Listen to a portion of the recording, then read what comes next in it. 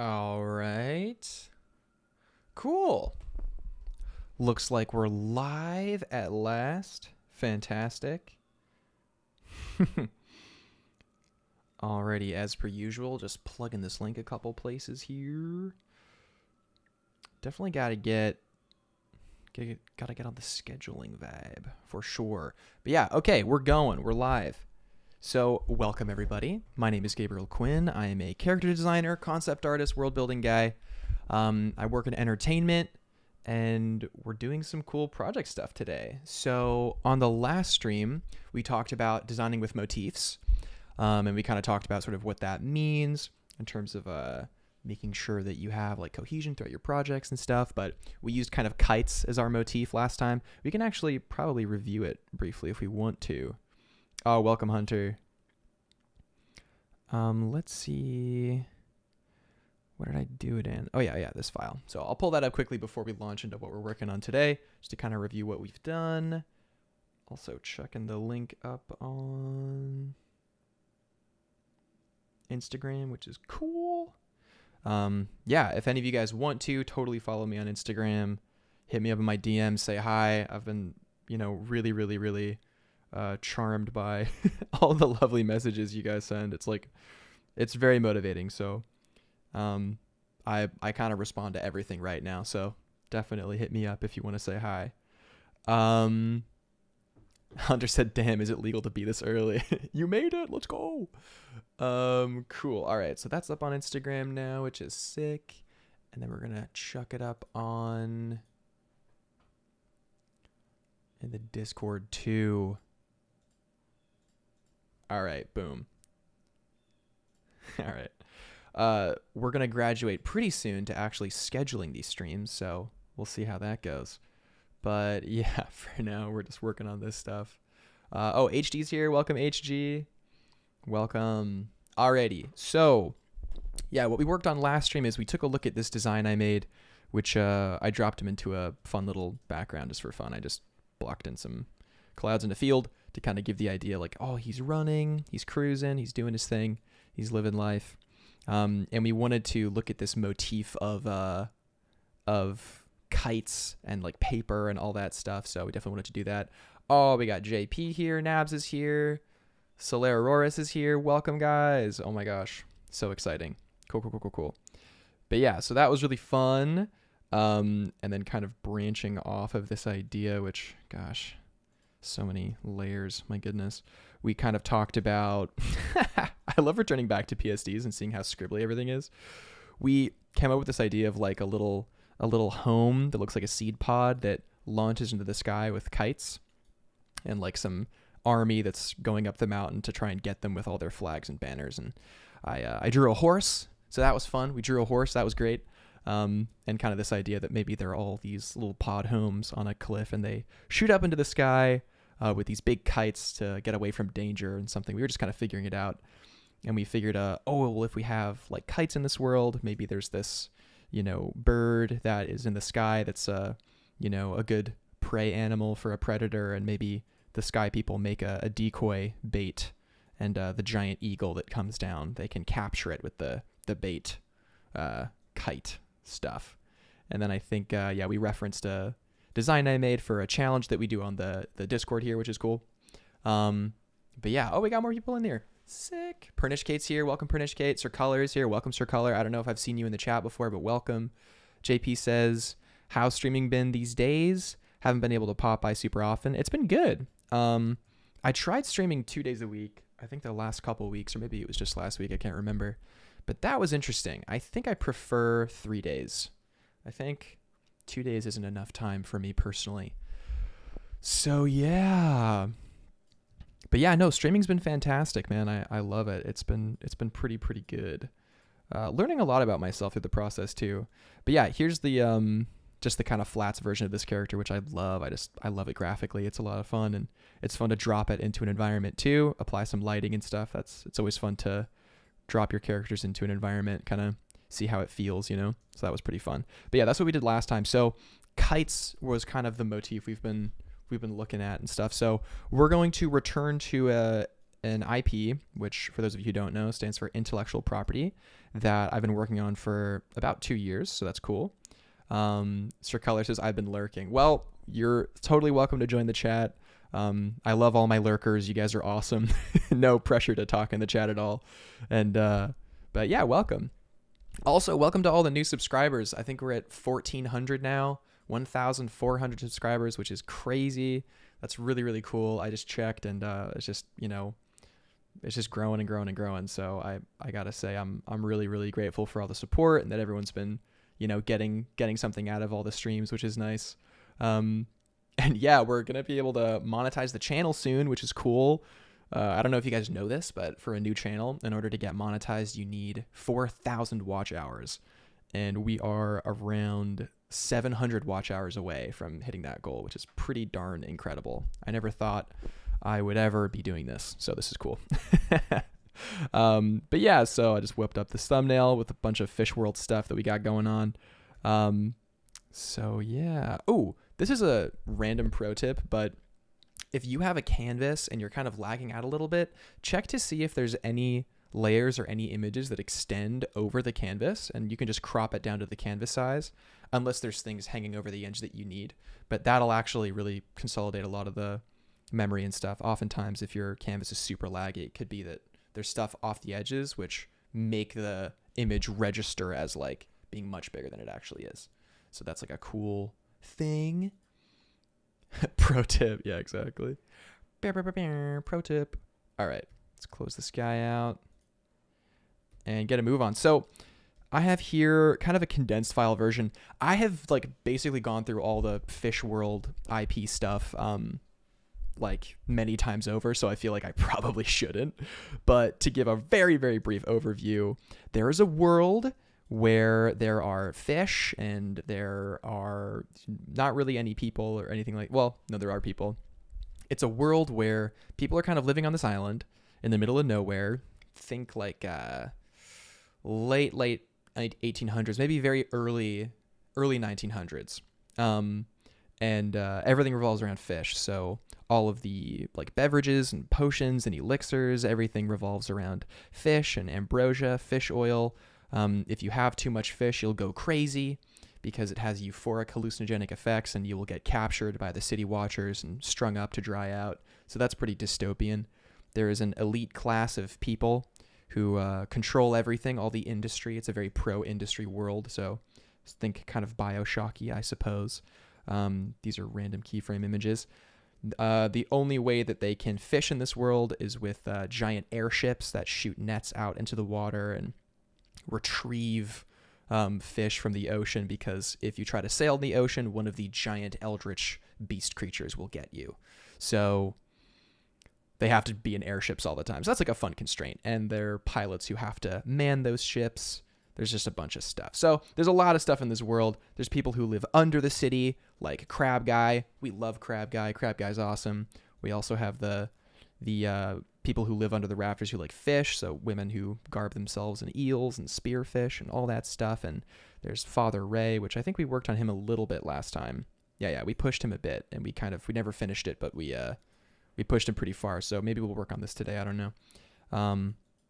But yeah, the kind of like underground council. So there's this idea of like super elite, and then the kind of people living below that are almost as powerful, but in a different way. Like they both have influence over each other. They have to work together kind of in the shadows, can't be seen in the same room kind of thing, but that's fun. And everybody caught in the middle, right? So just your everyday people who are suffering, man, who suffer just like us, just like you and me. So yeah, that's kind of Fish World. So there's kind of a few things we could work on today. I suppose we could maybe kind of develop some of the conceptual stuff we did last time. What could we work on? Let's see here. We could maybe kind of imagine some of these council people. That could seem kind of fun. I've been having a ton of fun in our community Discord recently, hosting the character design challenges and stuff. That's been a real treat.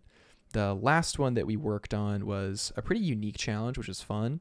This was kind of what I was able to get to in an hour, because we only do the challenge for about an hour. You have to finish a character in an hour. But this time the challenge was to complete 2 characters, a duo in an hour. And we had super weird reference images for the challenge, which I kind of curated for the group. And my sort of my take on these 3 things was maybe there's like a sleeping spirit, and these 2 little creatures, I was like, oh, maybe she's being guided by something, and there's a big guardian thing with a disc head or something kind of orange or industrial, but it all felt very festive. So there's also a fun little dorgy here, but this made me think of like spirits. So I'm like, oh, maybe this is a spirit, maybe this is a spirit, and then it kind of became this spirit ritual where maybe this maternal figure is being guided by 2 smaller spirits. And when I kind of figured that out, and maybe there was like dream dogs that chase the nightmares away, there was this really cool parade element to it. And in the final drawing, or the attempted final drawing, I got pretty far. I didn't get to the dogs, unfortunately. But I really like how the dynamic between this kind of maternal, dull spirit and these 2 wandering spirits who like want to pull her in 2 different directions. I thought that was interesting. So I'm kind of in that zone right now. So maybe we want to do something kind of eerie and strange. So maybe working on this little council would be pretty fun. Oh, damn, we got everybody hopping in. Calvin's here. Welcome, Calvin. Rebecca Tran's here. First live stream since subscribing. Oh my gosh, welcome, Rebecca Tran. Maybe I said that before. I don't know. But welcome. Aurora says, fish world, fish world, fish world. So true. Marco's here. Welcome, Marco. Manipul's here. Heck yeah. Aurora's is here. Colin just joined. Awesome. Welcome, guys. Great. All right. So yeah, we're just doing a classic Fish World stream. So let's get into it. Let's check and make sure everything's going well. The camera angle is good and whatnot. And wow, I've been trying to make my station a little more ergonomic. It's hard to like stream and make things super ergonomic, you know? But let's see. Maybe we can move this guy over. Oh, there we go. Boom, boom, boom. Kind of over the space now. Hopefully you guys can still hear me okay. I'm hunched over my Cintiq here. But yeah, maybe, you know, maybe my first YouTube video is going to be a studio tour. That could be pretty fun. I can take you guys through my studio tour and how I live in New York and stuff. That'd be pretty cool, maybe. Paige says, classic Fish World stream. Like that's a normal sentence. Well, welcome, Paige. Welcome. I think we've done a few. How many Fish World streams have we done? Let's take a look. We've done, gosh. Man, you know, it's crazy how I've done 44 videos. Can you believe that? 44 videos? Good God, 45 including this one. Who would have thought? Not me. But let's see, we've done 1. We've done, I think, 2, 3. We've done 3, maybe 4 Fish World streams, which is interesting. So that's cool.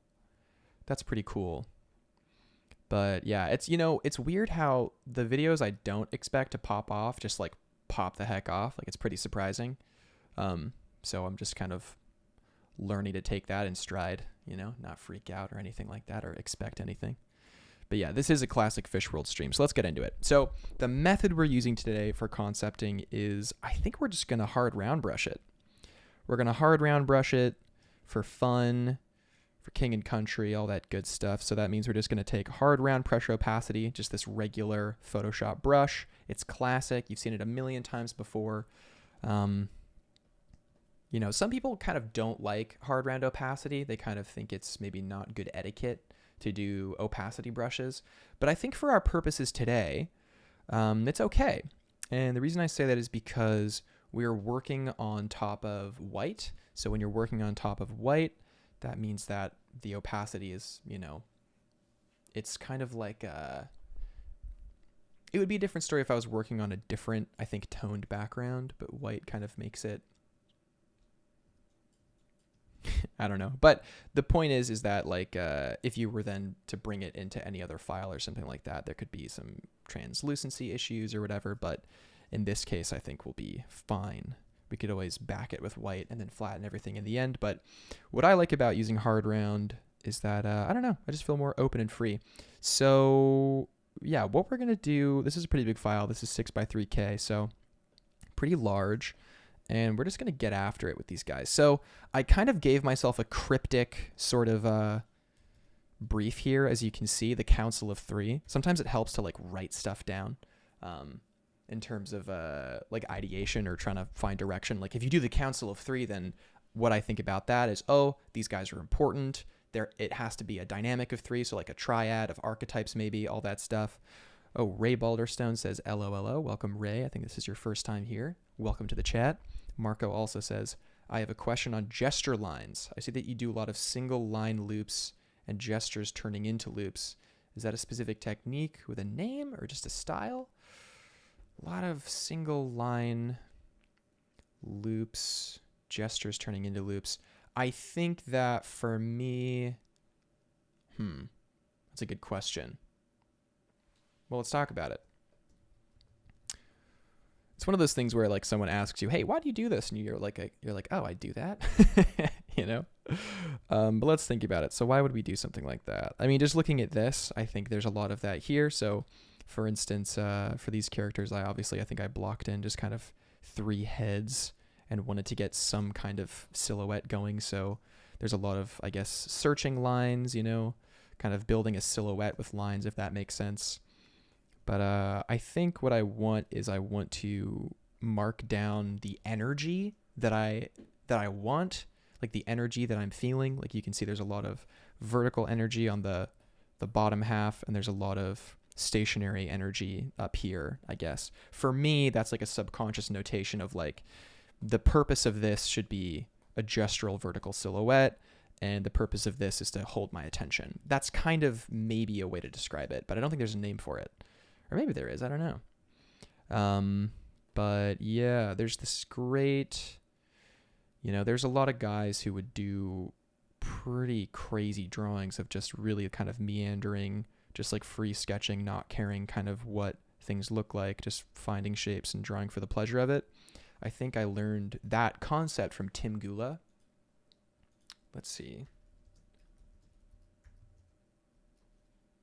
Automatic drawing. Yeah. Tim Gula, automatic drawing. This is a pretty revelatory concept for me when I saw it, because again, it was in alignment with what I wanted to do, and it helped me develop my mind for like visual appeal in terms of concepting. So I'm gonna post this YouTube link here. I'm gonna tab Marco. Check that out.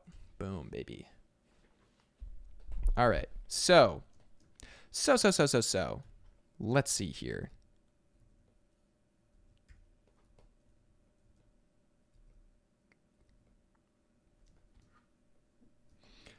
I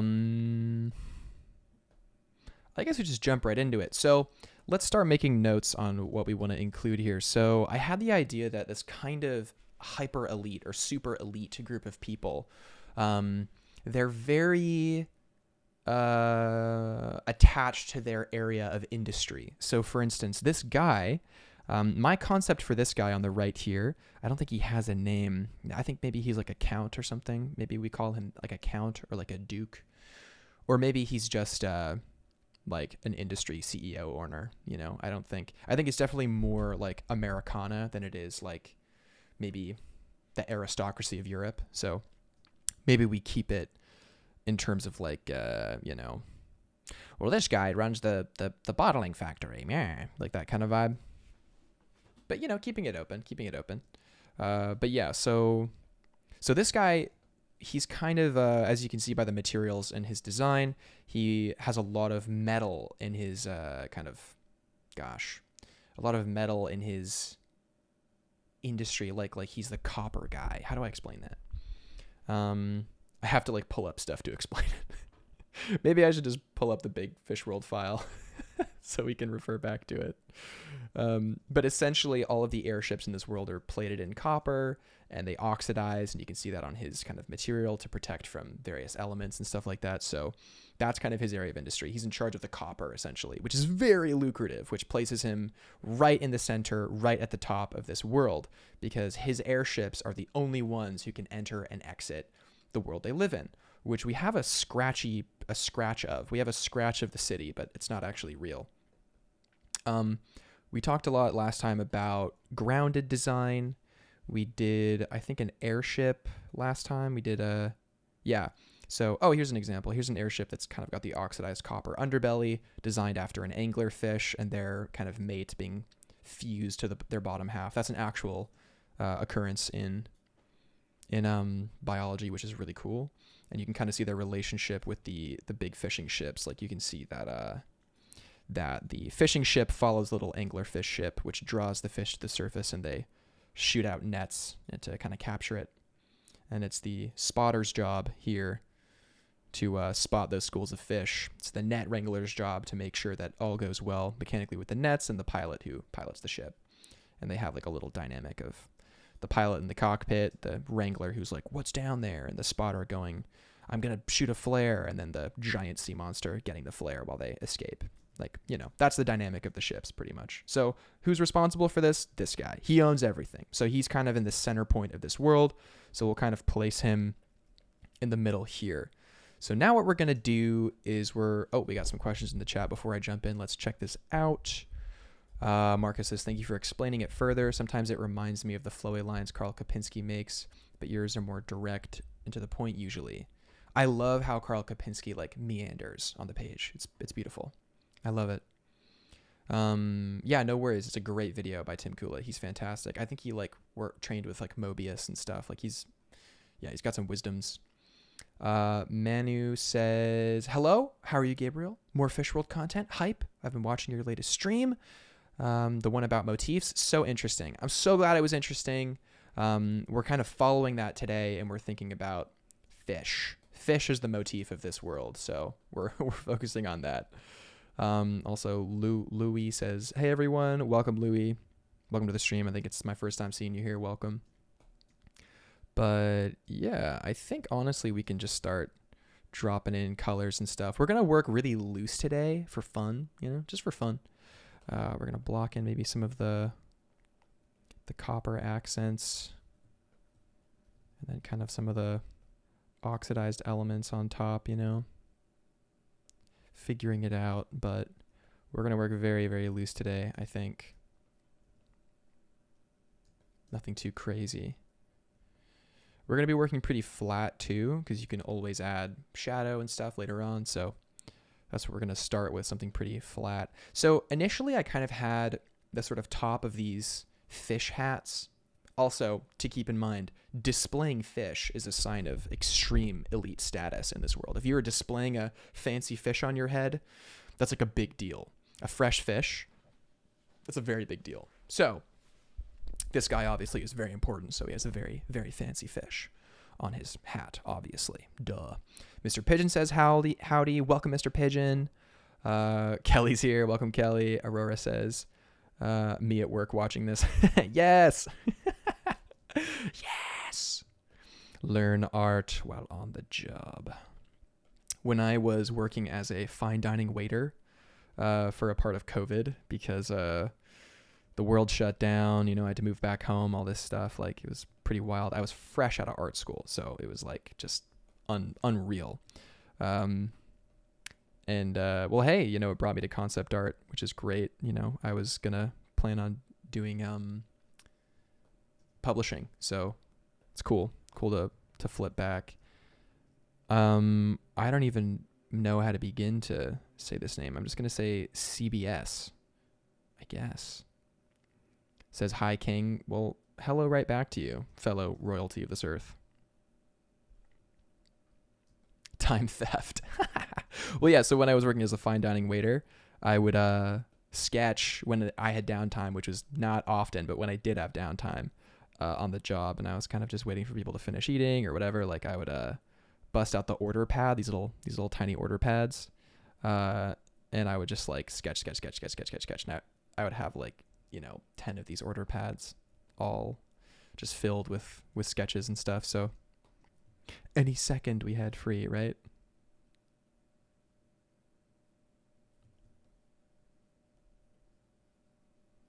So that's pretty cool.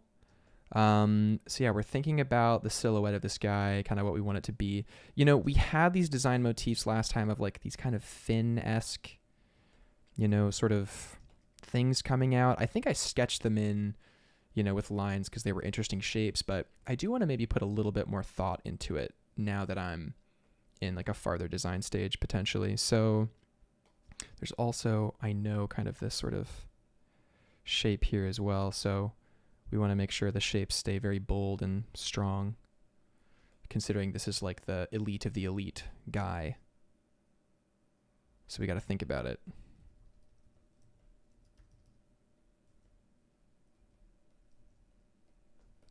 Definitely got to think about it.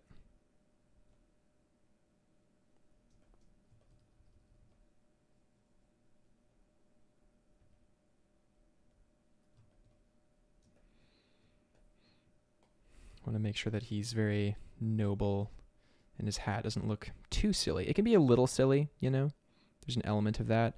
But there's almost an element of like, I don't know. We're kind of seeing like Pope shapes in this design a little bit, We're kind of seeing sort of like Pope-esque shapes here. Nabs asks, do the people in fish world have a special preservation method for the fish before the fish get turned into a hat? Or do fish get exchanged every so often? So that's kind of, for me, when I was designing, kind of the point is that it's like, if you're wasting fish on this scarce island where fish are so challenging to obtain, that's kind of like a huge point to their incredible value. So you are basically saying like, I can afford to buy and to waste this fish on display. Not only can I afford to waste this fish, but I can waste this exotic fish for my own status, That's sort of the energy we want to go for here with this guy in particular. I'm also noticing he's kind of placed a little lower height-wise. We want to, like, say what you will, but making the most important character taller than the other characters, like, it helps, it helps. It just kind of helps. It's very clear to the subconscious who is in charge. Paige says, oh man, that one hits too close to home. I don't know which one, but if it was talking about elitism, then yeah, man, pretty wild. Yeah, so this is kind of like, it's an interesting era because at least this is kind of, the elitism thing. Well, exactly, right? And how do you even reconcile with it? Because despite, whatever, people respond to that. Like, they really do respond. So, for instance, if you have like, I don't know, man, like a guy who steps out of a Bugatti, it's like you have assumptions about that person. No matter what you wish, no matter what you think your ideology is, like, you're going to have certain assumptions about that person, about power, about capacity, about resource, about all this stuff. And that is a facet of our world that is incredibly unjust, in my opinion. So bringing that element into this world in particular, where everyone's crammed in an island, everyone could be working with like a really beautiful sense of reciprocity and being of service, but instead there's this sense of domination and control and kind of, monopolization to the whole thing, right? Zban Art, welcome to the chat. Don't know if I've seen you here before. Love to have you. He says, make him short to subvert expectations. Yeah, I mean, maybe. I think like subverting expectations is something you got to do with extreme care. Extreme serious care. Because we've seen a lot in modern media, the desire to subvert expectations, like the real strong desire to kind of go like, no, we're going to do things differently. And, the intention is maybe that like, you're trying to deconstruct a narrative or, try something new or something like that. But oftentimes it feels almost patronizing, or like it takes you out of the immersion of the story. Aurora says, island scarcity makes for a really cool microeconomy caste system, especially if the region is closed off to global trade. Yes, exactly. Marcus says, does the decorative fish go through the process of embalming or special ritual process so it doesn't rot away? It reminds me of old Egypt ceremonies. You'd think, but actually that's part of it. So like if the stench is part of it. Like in my mind, like I had this idea that, you know, like no one's trying to waste anything in this world. So if you smell the stench of like, or if you smell the smell of like a fish that's been out for a while, that's like, it's almost like a stinky cheese, you know, like it's the sign of like, whoa, like who just walked in here that can afford to waste fish. Like it's like a whole thing, man. Like, but it's fun because you kind of get to make stuff up, you know. But I did think about the embalming process potentially. I think that maybe some people do it and it's almost tacky. Like they try to make their fish last as long as possible. But these rich people, man, these super rich people, it's like one a day. Absolutely one a day. That smelly smell. That smelly smell that smells smelly. You're so right, Colin. So right. So let's think about color here, right? Because color is a big, important part of design, especially with these characters. So I'm thinking that this guy, you know, we've created a lot of these kind of diamond shapes, these kind of important sort of concave, convex shapes. And at this point, we want to solidify the silhouette successfully. So I'm thinking that we want nice, kind of broad, sort of regal shoulders, if that makes sense. And then it kind of squares off into this sort of powerful silhouette. We want the silhouette to feel very, very powerful. So I'm imagining maybe his arms come out and maybe cross in the center. It's you know, something like this, maybe. I don't know. His head's a little big, I think, to sell that he's tall. So we're going to shrink the top a little bit. Boop. See? That already kind of changes the entire silhouette. Just slight change in proportion. Slight changes have such a big impact. Such a big impact. So this one, we're doing character design, but this is also very much world building. I mean, they're pretty interchangeable in terms of like what they actually achieve, but we're world building on the level of character, which is character design, right? So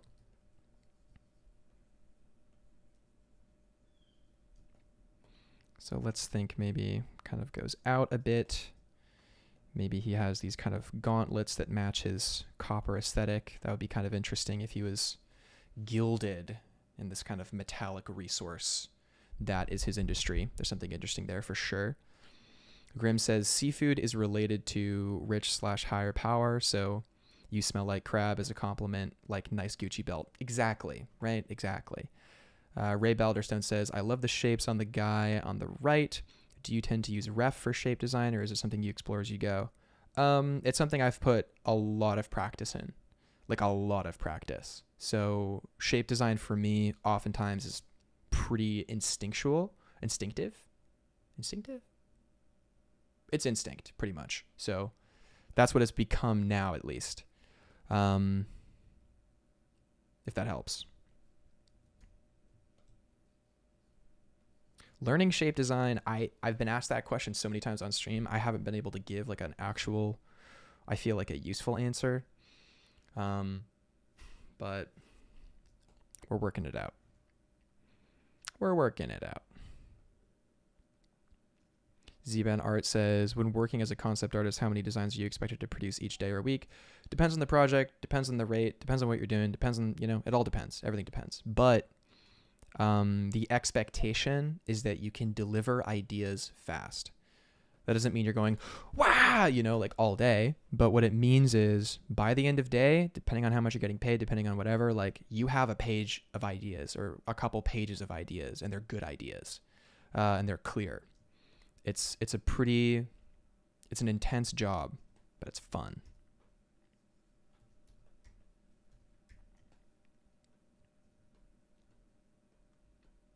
Nab says, like kind of in the 1700s where the upper class people seldom wash themselves, except this time it's not a strong body odor, but a fishy smell.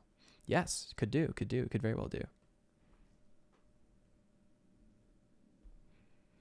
Yeah, I think a part of that was because they believed that disease transferred through water, I'm pretty sure. So they would like seldom wash themselves. Like it was like that was like part of it, I'm pretty sure, of that time.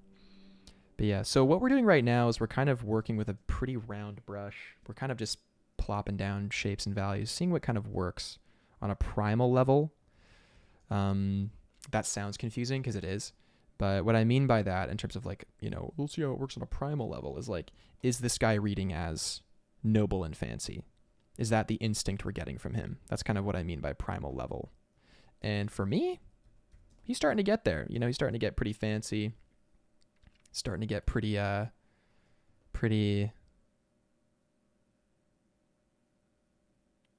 noble, regal, all that stuff. I'm imagining he's got that hand, you know, when the boss people have the hand pose like this kind of deal. We're kind of wanting to think about that, you know, like the fingers are kind of touching each other. Maybe they're kind of splayed in that way, you know, where they have that vibe, you know what I mean?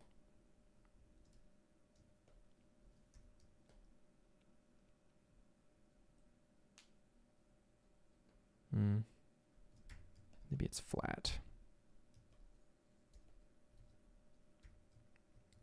So we're working in a pretty loose way right now because we're not committed to any one kind of outcome or anything like that. And to try to go for a very strict amount of detail would really slow us down and prevent us from possibly finding the actual idea we want to end up with. So that's why we're going at a bit of a slower pace. So here's the second question, or here's the second part of this, which I really want to bring forward, which is that we're thinking about materials right now. One thing I thought of in the past is there's no trees on this island. There's no livestock. There's no cattle. There's none of that here. So because of that, there's a huge limit to resource.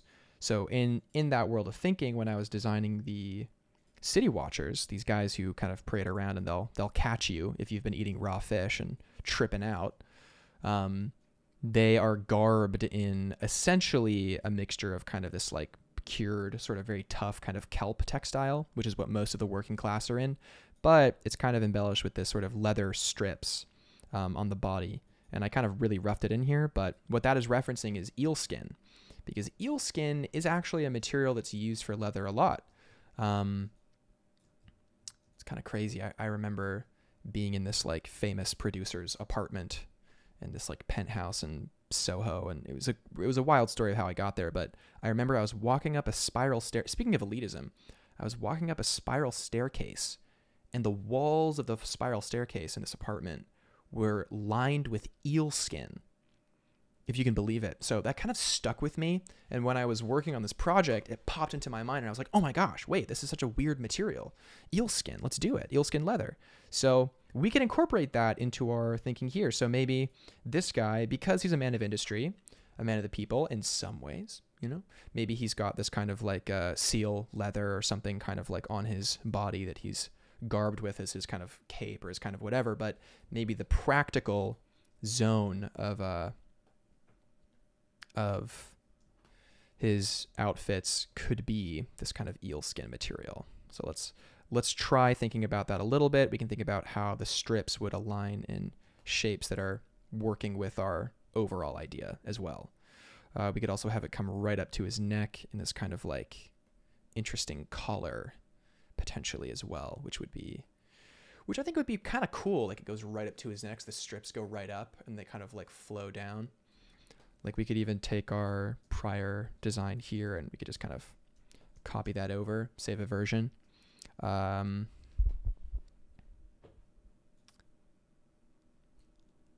we got some more people in the chat. Rebecca Tran says, whoa, the way you use Lasso tool to cut shapes out is so cool. Oh yeah, oh my gosh. Lasso tool is my beloved. Lasso tool, my beloved. I love Lasso tool so much. But yeah, so let's try and see how it works here. So right now we've got a pretty strong silhouette element that we're about to basically cut out, right? That takes a lot of the power out of the outfit, for instance, but we can kind of get it back. So if we're thinking about maybe this comes forward more as like a chest piece, right? And it kind of flows back as well, and maybe comes over like this, and then this piece kind of goes around behind as well instead. You know, there's potential here. There's potential here. We could have this fish hat kind of extend down farther than it is right now. And we're just roughing this in right now. Obviously, we're just roughing it in, duh. But, you know.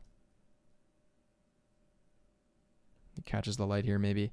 And we have this kind of leather accent, almost like folding over maybe, is what I'm kind of thinking with this. And it kind of goes around here as well. And it has this kind of air of like sort of industrial vibe. Some people dress a certain way as almost like a power play. And I think with this guy, posing as sort of like a man of the people in some ways is kind of partially his power play. Or like using materials that are maybe a little bit more modest, like this the kind of utilitarian garb of his industry.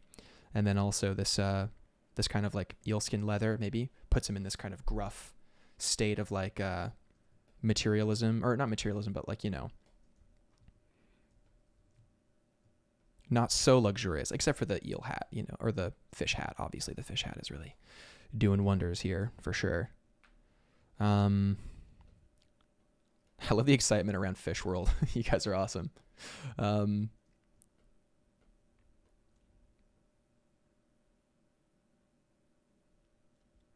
Yeah, welcome Tyrion Genie. We're doing Fish World for sure. Solaire says, I do like the high collar. It adds a sense of high position because the implication of an outfit means you don't have to do anything practically. It's true. That's very, very true. Also, Sandman's here. Welcome, welcome, welcome.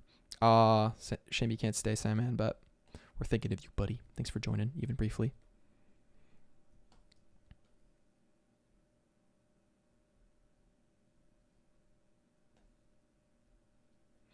Okay, so we've got kind of maybe like another kind of element here. We could even put like another part coming out, kind of keeping that other silhouette too that we kind of had, if that makes sense.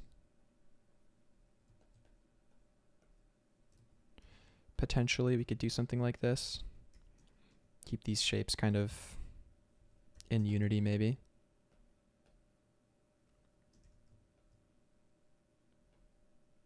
Who knows? Who knows? But yeah, no, high collars are great, especially for like imposing power.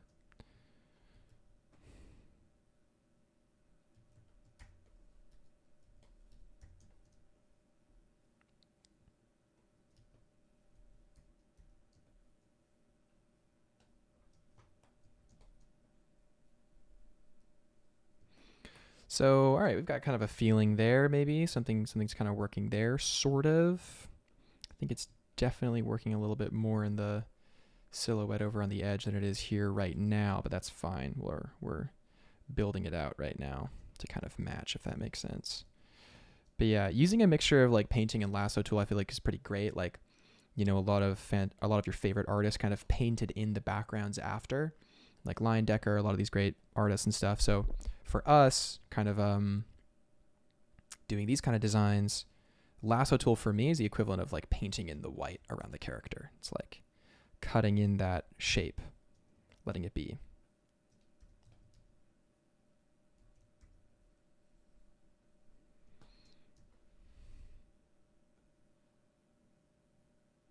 So yeah, we'll figure out that balance probably in a little bit later.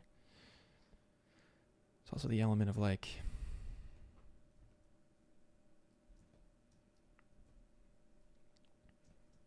the kind of scales coming down. I love the hexagonal,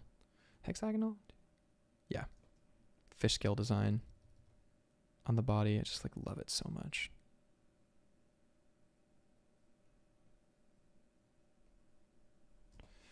But we'll finish that later for sure. Average politician. Yeah, exactly. Simon says he's playing I'm Just Like You, but I'm cursed with power and responsibility card. Yeah, no, literally. Like that's kind of very much the vibe we're going for here with this guy.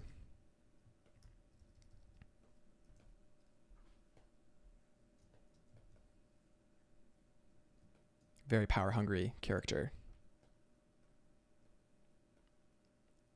Salmon says, I'll watch this tomorrow. Have a great time. Dude, see you, Salmon. Much love, buddy.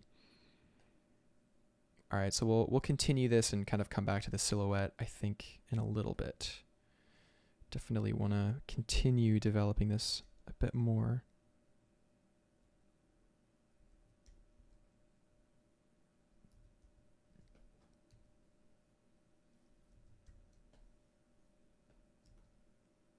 feel like it needs to be standing taller. Yeah, that helps a lot, I think.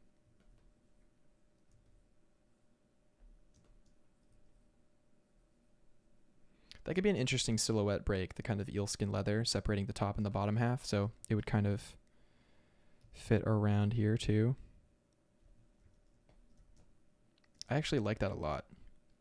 I think we're going to keep that. We also want to let this beard breathe and be a pretty strong shape. So I feel like we can kind of like say goodbye to that element that we had before and work in another section and kind of like block out this bottom shape of the beard, you know, the kind of shadow shape. And we'll make that look good later. For now we're just getting shapes down, but that already feels a lot stronger, I think, personally. So that's cool. He's already been decapitated. Man. Marco said, somebody asked before about shape design, and I've really learned a bit more on that recently, and I'd say from my experience or learning so far, mostly functionality and abstract preconception of icons. Yeah, those are relevant for sure.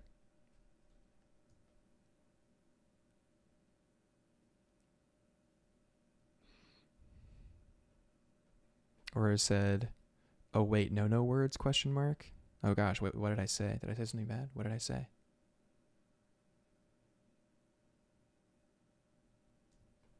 I don't know. Oh no.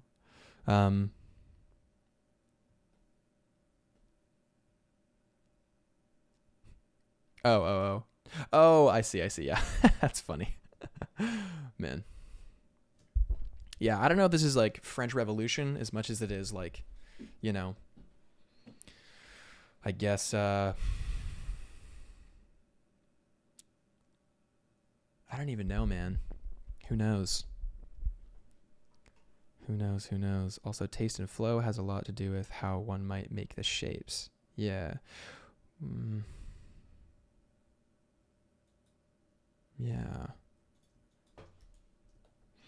Yeah, we'll have to come up with a solution for the shape design question, because it is very challenging. Like, I could give you a lot of information, but that wouldn't be the totality. And the issue or the potential mistake there is that one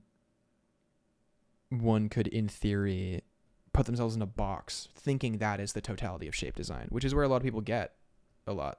They'll kind of be like, oh, silhouette, it needs to have a good silhouette, and they're obsessed with silhouette, and that's all they practice, all they know, all they do. But there's so much more that is relevant that one could learn or would need to learn to improve. Also, welcome, Emmy. Welcome.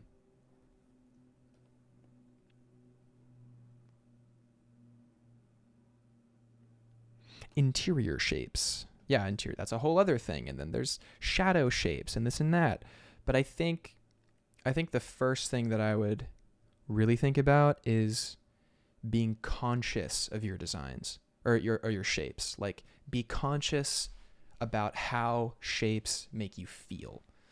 That, I think, is number one. If you can start to even think about that, you're already doing well.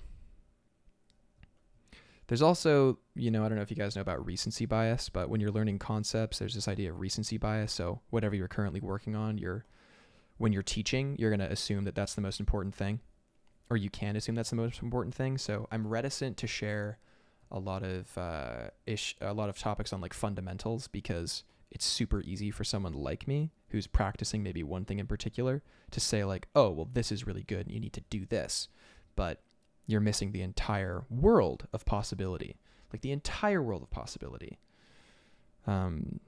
So I'm always a bit reticent to share about that stuff, which is why I love like, design theory, things that are a lot more open, less specific, less tied to certain terms and stuff, which is good.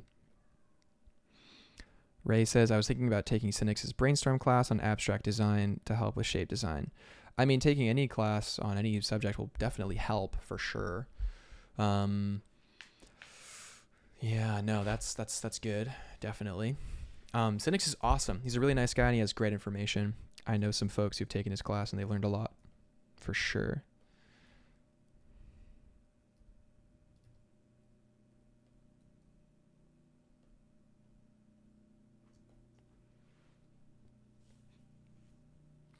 Mojo said I missed it again. Oh, the notification?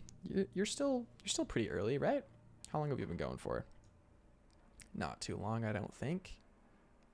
Just, oh my gosh, it's almost been an hour. We haven't even gotten one guy down. Okay, we got to go a little bit faster on this, guys. Wow. So let's see here. We've got Fish Guy on the right. He's doing his thing. He's having a ball. We've got his outfit on this side. Let's just kind of block in some values and start cutting in and out and see how we feel.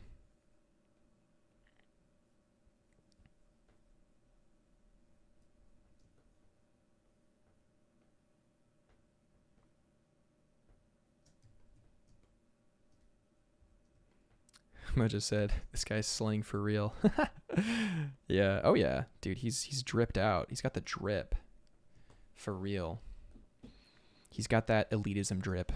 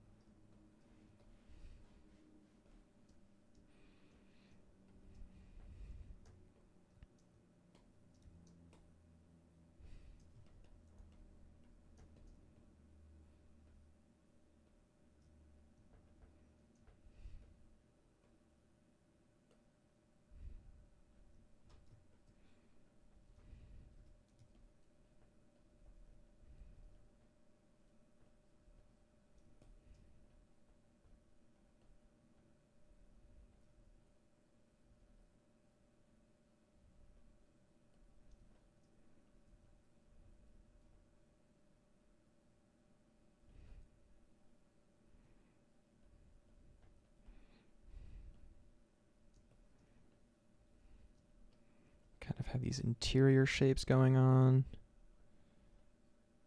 Different directions that kind of splay out on the bottom half.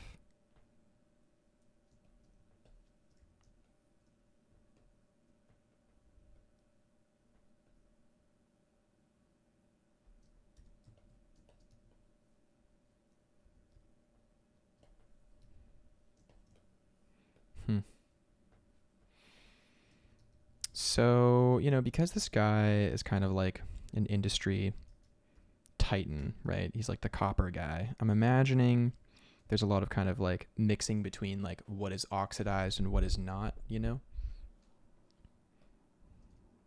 Almost like gills on the undercoat. Oh yeah, baby. Oh yeah. We're going to give him some cool medallions. We're going to make them, some of them like, kind of like less kind of oxidized vibe. You can use it sort of as like a little highlight here and there. It's fun.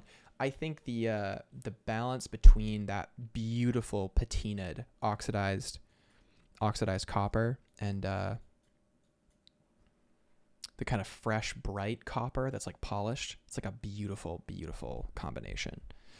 Bazzy's here. Welcome, Bazzy. Welcome, Bazzy. Let's do a time check. All right. Oh, we're good. We're good for time. So I'm going to go for probably another hour, most likely, I think. So we'll see how far we can get. But yeah, let's look at this guy. So this guy's going pretty well. I'm imagining if we want to give him more of like a beard presence. He's got that kind of Abe vibe, maybe.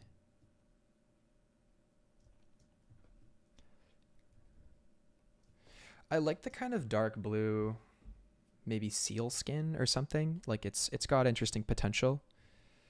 So I like it. Maybe we want to include it, you know?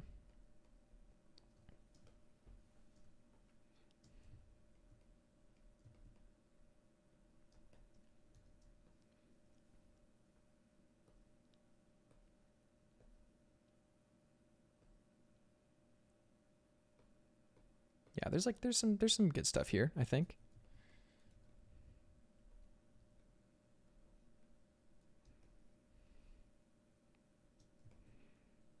Probably leather cuffs around the hands. Could have some fun with that design too. That could be really good. Ron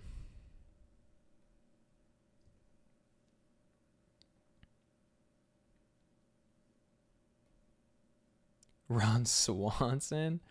What a name. Welcome, Ron. Welcome, welcome.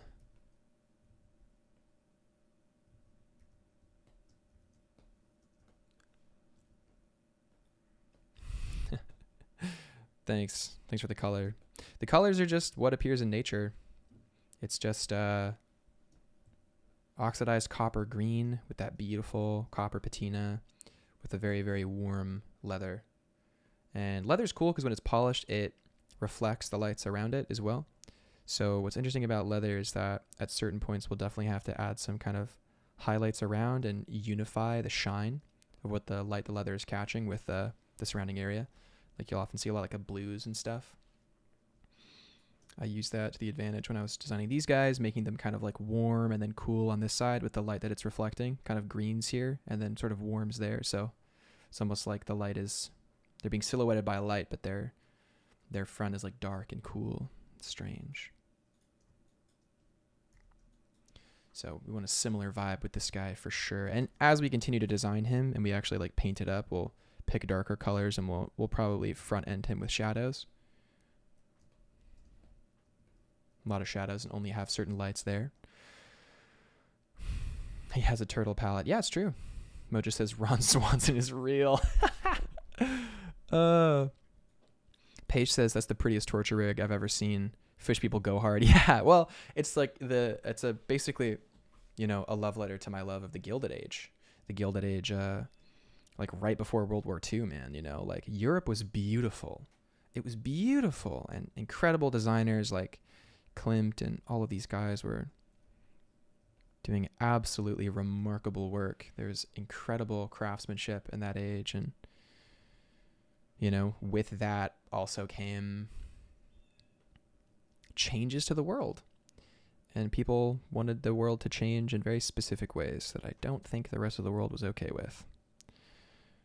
Not very okay with that, turns out. So we have a bit of a longer coat on this guy. This is interesting, like, because we want him to feel powerful, like in charge, but not like this benevolent, like kind of almost like mage-esque I'm in charge, but like he really should feel strong and big. Like he should feel, you know, like squared and like, yes, he has this hat, yes, he has this cape, but I think part of it is maybe his hat is too tall right now. That's kind of giving a bit of a strange vibe to him, which isn't actually true to his character. Like that already helps a lot. Makes it feel more like a crown than it does like a Pope hat, which some of these other people have that vibe instead. But yeah, he's definitely the most powerful, most imposing individual in this world, in this space. So part of what we want to do also is make sure that things aren't too thin. Like we want his torso to be wider, maybe a bit blockier, less of a feeling of like this sort of slender kind of silhouette and more this imposing, wide energy. So we're gonna extend out the cape arms. Already that's doing a lot for his frame, right? It's already doing a ton. We might have to change this silhouette, so we'll draw the shadow, we'll block the shadow in here. And we'll have to have the cape or cloak kind of come in more towards the bottom rather than towards the midsection. What that does, it allows us to truly explore his jacket, which I think maybe should cut off a little bit higher.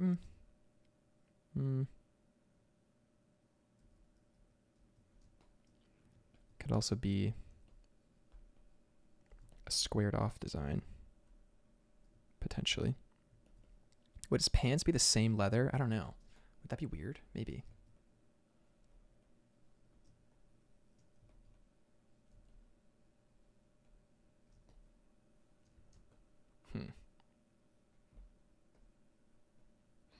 Ron Swanson says, how do you draw like that? Can you teach me? ?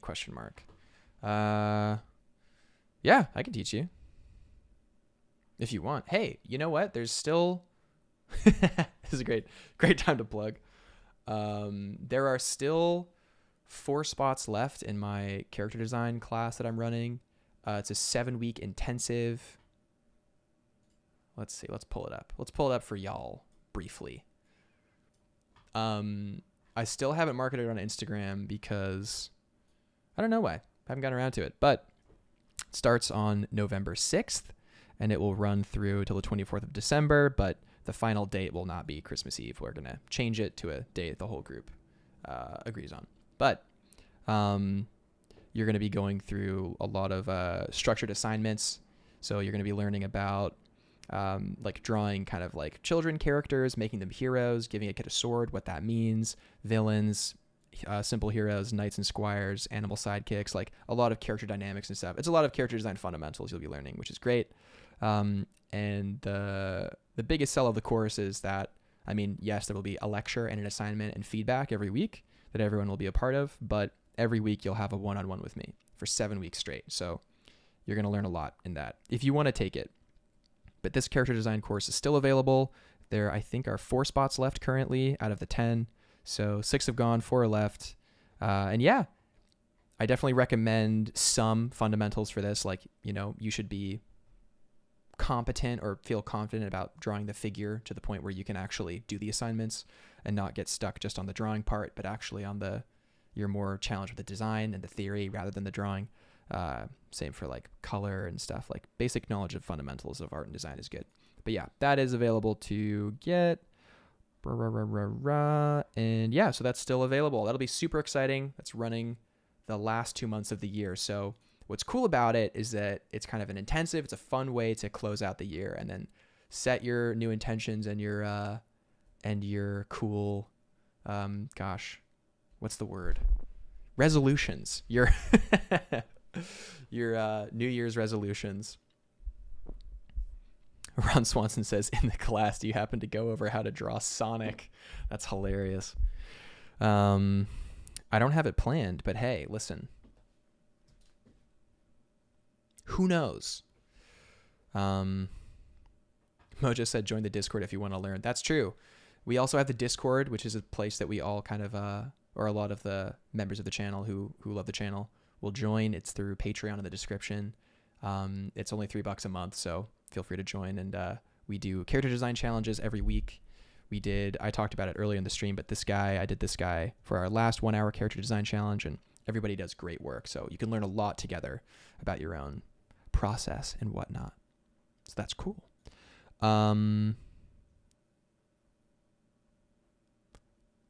So let's see. Paige says, if you haven't already, you should peep what people thought human flight was going to look like a few hundred years ago. Beautiful illustrations in the 1700s of ornamented zeppelins and dirigibles. I love a dirigible. Definitely could do, for sure. Aurora says, you have a course. Yeah. So a lot of people in the chat are signed up for the course. I'm super excited. It's a great cohort. It's awesome. Ray Balderson says, are you teaching as well? That's so cool. Yeah. It's really exciting, actually. This course is going to be everything I wish I knew when I was getting into character design, man. It's going to be really great. Really, really. There's a lot of information, and you can read through it all. The course is in the description. You can read through the Gumroad and stuff if you want to see exactly what the objectives of the course are and what you'll get out of it and all that stuff. Sonic Fundamental Design course. That's hilarious. Tara Yazdani says, Gabriel is finally teaching a class. Let's go.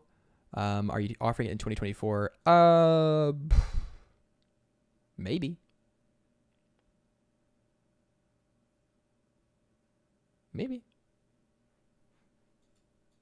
We'll see. It might be a different curriculum. I don't know. We'll see. Marco says 1 hour Sonic design challenge. Man, I mean, Sonic is an iconic character design, man. You know, it's successful shape design, successful, character. It's a good character. Sonic is a good character.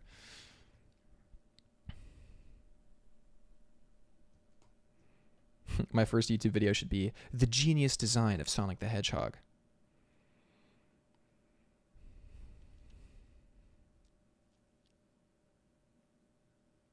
So yeah, I'm imagining maybe his like wingtip shoes have like copper accents. So I'm imagining kind of like this vibe, like he's standing and then he has his like shoes at the bottom. He's like very powerful character. On the original design for these nobility guys, there was like a lot of kind of different ideas. This is like the first sketch for Fish World that I ever did also, by the way, this character. So this is kind of the originating point. Yeah, it's so exciting. It's going to be so hype. Bazzy says, Sonic actually has a pretty interesting history with its design. There's a beef. Oh, that's interesting.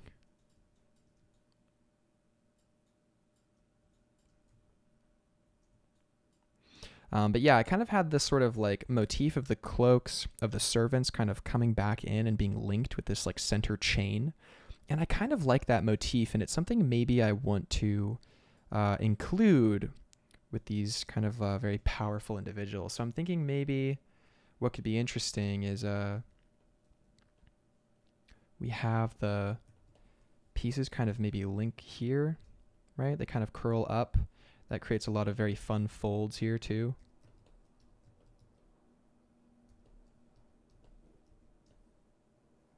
Yeah, a lot of cool folds.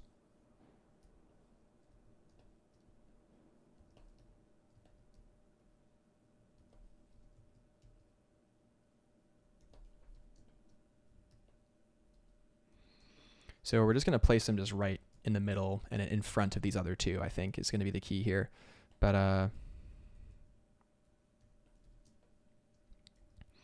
this kind of design, and maybe we could have sort of this like central ring that they're kind of attached to, and that ring could link up to maybe something here, possibly. This could also be hollow too.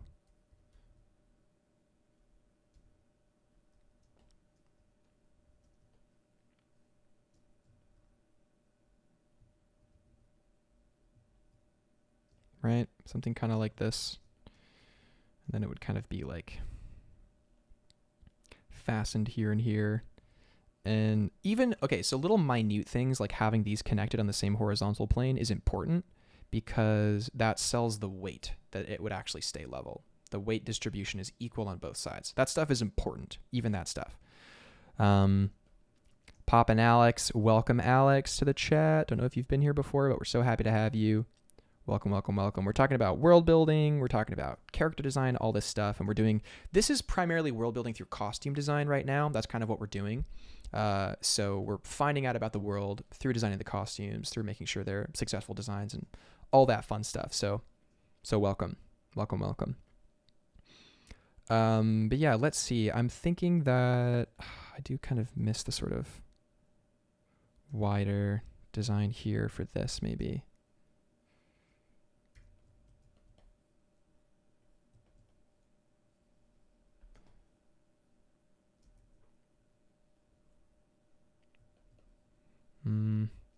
No, this needs a strong center shape, I think, which has a break in the middle. Like this. Yeah, I think that's what we were missing the whole time. This kind of shape, which will be great. Alex says, I know, I watched your last stream like a creep. You do cool stuff in a positive way. Thanks, man. I appreciate that. Yeah, also, just to brief, you know what? We got to take a second, guys. We got to take a second. It's time. Absolutely time. We got to thank the lurkers. Listen, lurkers, thank you.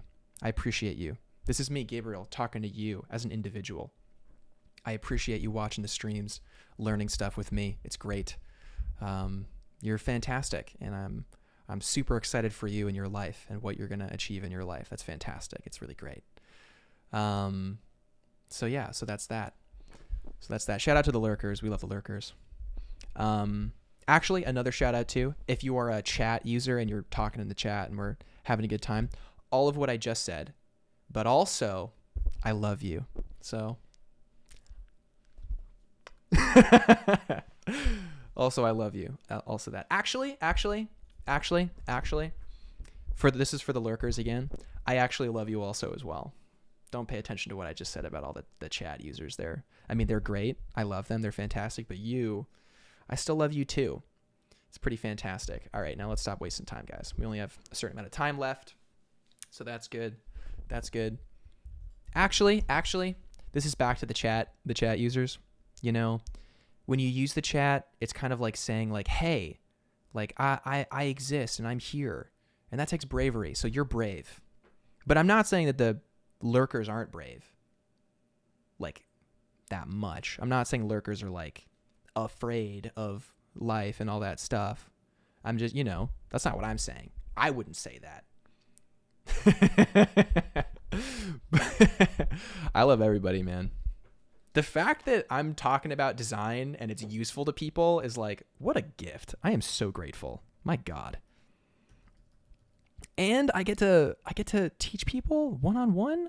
What? And I get to host a Discord where like everybody's getting better and I can see it in real time. What a treat for me.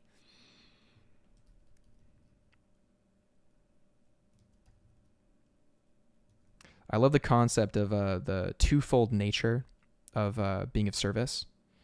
And part of that twofold nature of being of service is that, you are sacrificing, right? So sacrificing your time, sacrificing your energy to be of service. But then there's also the element that, it does help you. Like for me, moving more into a position of like teaching and offering, it's given me great clarity in terms of my kind of life's mission and stuff, which is pretty fantastic. I'm really grateful for that opportunity. Oh, damn, you guys popped off here. Solaire says you could incorporate netting. Oh yeah, dude, for sure. The netting stuff, I'm making it kind of a motif of the below deck people, the below boardwalk people who live under the world. I love everybody. All the lurkers saying hi. That's awesome. Also, Moth is here. Welcome, Moth. Colin says I'm not brave. That's so funny. It's great. Alex says, I want to do a tutorial of how you can draw riot-style champions. I don't want to promote myself, but you inspired me. Oh, cool. Yeah, that's great. I mean, specificity is good. I feel like with tutorials, specificity is pretty good. I haven't gone into the tutorial world yet. We'll see. We'll see if I do. Nab says, I can't help but lurk. Whenever I watch the stream, I get the itch to create myself. That's awesome. So I love the best compliment I ever get is from people who say like, oh, I draw while I listen to your stream. Like that's the best compliment I could ever possibly get. Mark of Art says, me joining this live for the first time and being met with a message for the lurkers. That's great. I'm so glad. What a time to join. Welcome, man. Welcome, Mark. You're awesome. Ray Balderstone says, damn, I mute the stream for a couple minutes while I'm in a meeting and I miss the heart to heart. Oh no. Well, you can always rewind. This does become a VOD after. So that's cool. Oh my gosh, Game Lord's in the chat. I sent you an email, Game Lord, about the thing. I don't know if you saw it. So in the Gumroad thing, I sent an email to that email that you used to get the course. So everyone is in the Discord except for Game Lord right now, but it's in, check your spam or of that email that you use. I'm not going to dox you, but if you don't see it, then DM me on Instagram or go through the contact page in my LinkedIn or whatever, like contact me so I have a route to message you, because I sent an email and I don't know if you got it. So I was hoping you would pop in today so I could catch you. That's so funny. Moth says, there's so many new chatters since last time I was here. Nice to meet everyone. Lurkers or not. Oh, that's awesome. Nice. Hitano Ken says, yo, what's up? Even if I have the bell activated, it won't notify me when you go online. Ah, so sad. So sad. Isabella Tuttle says, woo, stream time. Let's go. Oh, I know who that is. I was like, Isabella. I'm like, oh, I remember. Alex says, your mentorship structure is really good. and it's not easy. Pop and Alex, and it's not easy. What do you?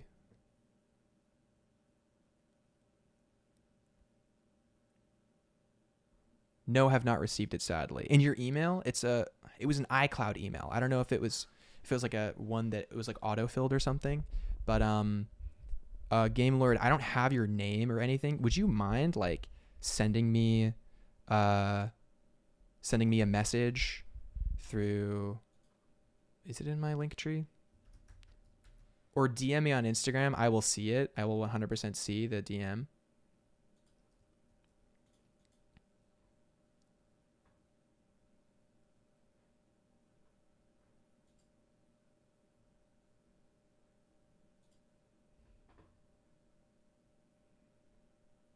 Yeah, shoot me an email or like something.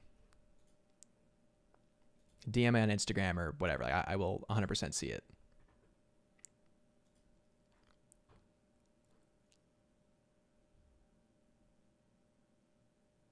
Oh, Alex says it's not easy to make. Oh, thank you. Yeah, dude, it's something I've been agonizing over. I mean, I've mentored people in the past, so a lot of how I'm going about teaching this mentorship course is built on the structure that I've had from mentoring people in the past, which is really, it's been amazing to see what's worked and what hasn't worked. So this is going to be a really good one.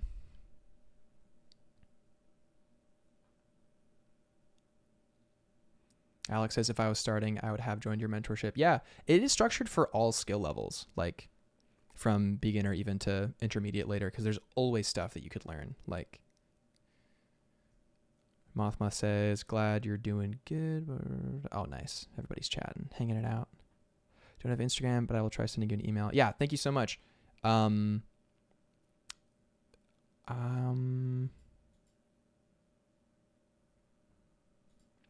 Dude, I'm just going to dox myself because it's my work email, whatever.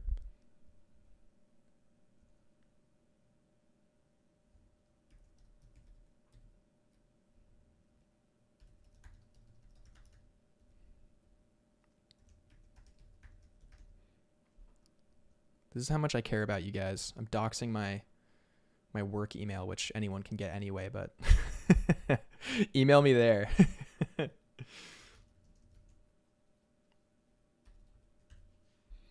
Okay, cool. I want to get you in, man. Cool. Jay Denzel. I used to talk when I first got here. Now I just do art while I listen, so I can't type. Yeah, I haven't been doing any drawing recently, too, because I'm just reading this to you guys. Nervous because I've never had an art class or done a mentorship before. Didn't even do art in high school. That's so fine. Mark says, I'm going to subscribe so I can catch up with all the streams. You sound fun. It's almost midnight here, so I got to go. Dude, rest up. Rest up, Mark. Thanks for dropping in. Jake says, Gabriel, how long have you been working in the industry? It's a tough question to ask, but a few years now.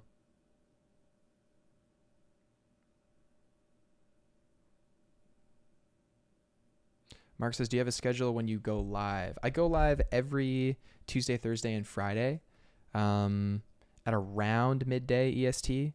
The past few times, because of like some complication stuff or personal life stuff, it's been interesting. Like hard to get a solid time down for when I start usually. But yeah, appreciate the transparency. Well, it's tough, right? Because for me, I was an illustrator. I've been an illustrator and an artist since I was 16. That's been my primary source of income since I was a teenager. But I've done everything. I've done fine art, painting, illustration, narrative illustration. I was training in university to go into graphic novels. So I was training for comics and graphic novels. And then when COVID happened, it was like, I don't know, man. I just reset. I had to go back to Bermuda, live there with my grandparents. And when I was there, I switched it up. I said, you know what? I want to work in animation and games. I made it my mission, and I broke in. All art skills are transferable.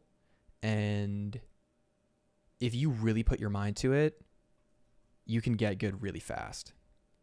what I'm always surprised by is these guys who like go to university or stuff for engineering, and then they're like, actually, I want to do art, and they switch and they just like get good in like a couple years. It's amazing. Or even a really good friend, Modern Day James, who most of you will know. Modern Day James, you know, he was in med school, left med school behind, and full-time art, man, teaching on YouTube to get better, and then he's now just like killing it, doing shows for Netflix and stuff, which is great. Yeah, Modern Day James was in medical school. Exactly, Alex. Mana says, where did the name Clueless Gabriel come from? It came from a random band name generator, which I'm on the fence about how long I'm going to keep that name. We'll see. Bazzy says, I want to join the Patreon, but I am bullied by payment. Oh, that's rough. Tarangini says, I'm starting to do the fine art thing, but I still want to eventually get back to animation. Well, it's tough right now. Animation's tough right now, man.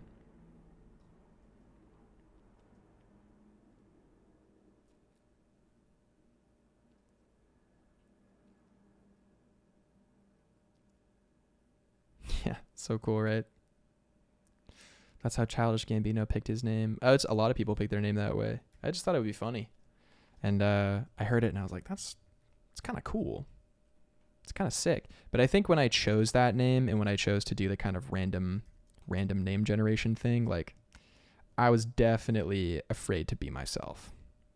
That was a big part of it, was I was afraid to be myself.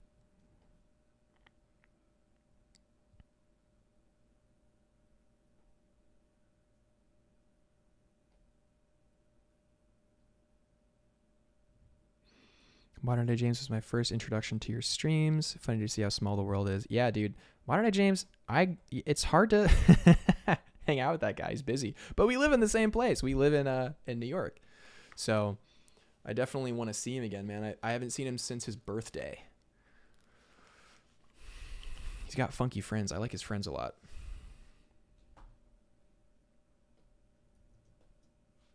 Yeah, that dude is chill as heck. James is cool.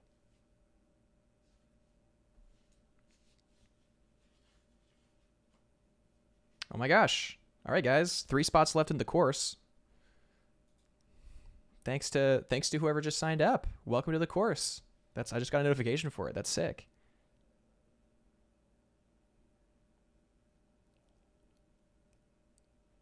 Oh wait, I also got to respond to an email really quick. Alex says, you live in New York? How is it to live there? Dude, it's intense. New York is intense. What I will say about New York City is that, well, full disclosure, I moved here because I fell in love. I fell in love with a girl and I stayed here to live in one of the most expensive places on earth. It's pushed me to, try things, do things I never would have done before. And New York is an incredible place to live. I love New York City. I've visited New York like once a year, every year for my entire life. I was a boarding school kid, so I went to school in Canada and the UK, all that stuff. Ray says, I just signed up. Sounds like a great course and lots of fun. Oh my gosh. So good to have you, Ray. It's going to be exciting.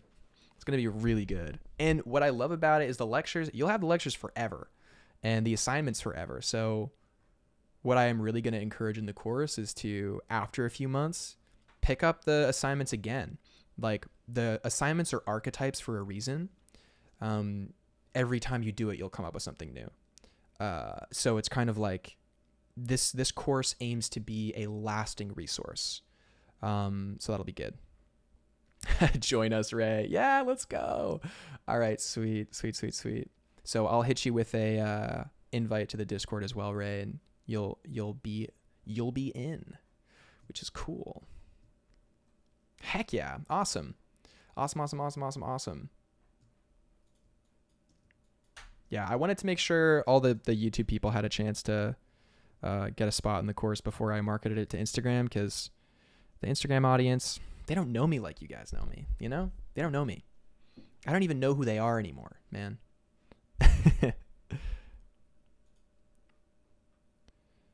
Jake says, are you going to be dropping a special...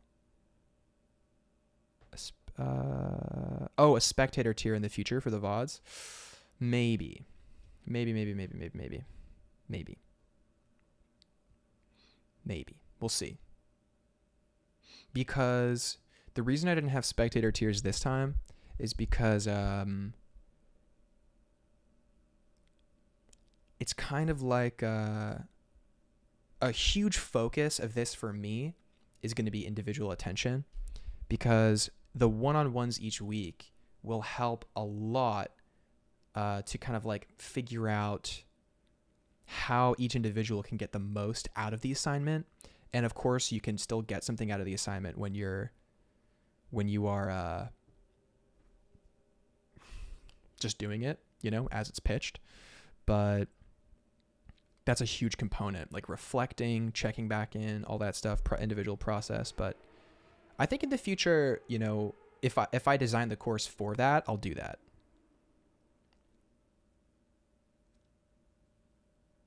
Me who works every Monday and Friday, I'll have to figure out when to schedule. Oh, man. Well, yeah, I'm making the feedback sessions on Sunday, but the lecture is on Monday. But again, that's why there's like a ton of individual time and stuff. But we can schedule time on like a Saturday or something. I'm really flexible. So the next step for, before the course starts is like basically I'll pitch an availability timetable and people can just book a slot each week for when they want to do an individual session with me. It can be after the workday, before the workday. Rip. Yeah. Yeah, it'll be fine. It'll be good. Good. What's really nice about the course is that it's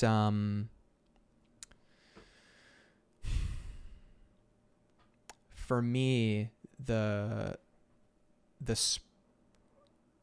take care, Jake. Much love, buddy. See you soon.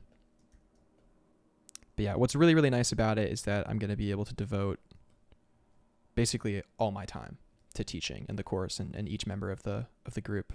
That's what's so nice about it, is that it just like totally allows me to give undivided attention. Like, yeah, I think spectator courses are great for people who are doing a course and have a booked full-time gig. Like a lot of professionals will do that. So they'll have a lecture and feedback on the same day and no individual sessions. So it's tough. It's tough to really make progress with people. People can get stuff out of it, but this is a very like develop yourself as well as your work kind of course. So it'll be good. Nice. Alrighty, so cool. Let's see here. Yeah.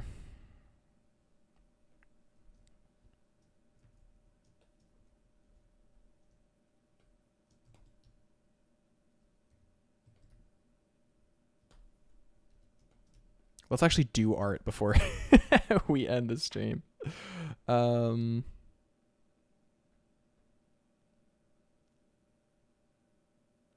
of took a bit of an aside there, talking to everybody. It all started with greeting the lurkers, man. Greeting the lurkers.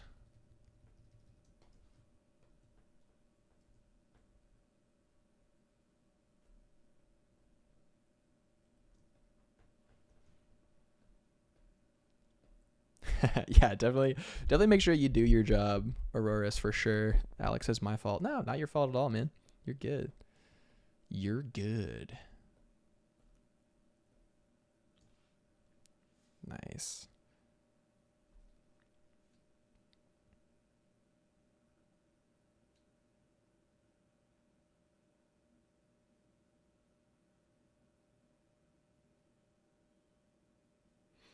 Sweet. Actually working? Imagine. Yeah, right. So many, I don't know if you guys have heard the concept of BS jobs, like jobs that don't mean anything and they're just kind of in the world and people don't feel like they're having any impact on the world at all. That stuff is my horrifying fear. Alex says, can you send me your ArtStation? Gosh, I really should use ArtStation, man. I barely use it. I think I posted some stuff on it last year. I mainly just have it for the website function as like an easy portfolio job for character stuff. So like I just drop a bunch of stuff there. But it should all be in my link tree. You can find all my socials in the description of the video in the link tree. Paige says, LMAO somehow been storyboarding for work during the stream. Sorry, I sucked all the productivity out of the stream. Yeah, exactly. We donated our energy to you, Paige. Let's go. You get opportunities, cool ones. Yeah, no, for sure. Yeah, I made the mistake of like, I had my ArtStation linked to like a email that I don't think like I had it, like a lot of stuff was going to spam on that email, or like I wasn't checking it often. And what happened was like 3 months went by. I checked the email and there was like a ton of work requests that I completely missed from ArtStation, like completely missed. And it was rough, man, because it was like all like, oh, we would love to work with you, and it would be this month, and the month had passed and stuff, and I was like, oh man. Hilarious. Jake says, also guys, thank you for all your kind words on my robots. I'm not great at responding to compliments just as a person, but it means a lot. Oh yeah, so Jake's been posting great work in the Discord. It's been awesome. It's been awesome. Killing it. Good job, Jake.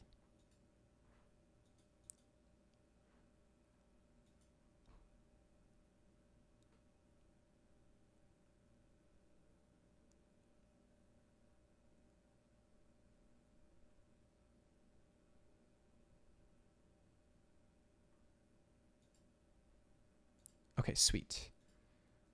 Been there. Yeah, man, right? Happens to the best of us, for sure.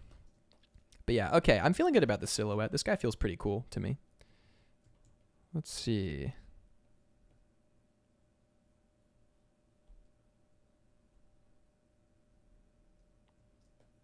His pants. I'm wondering what material to make his pants.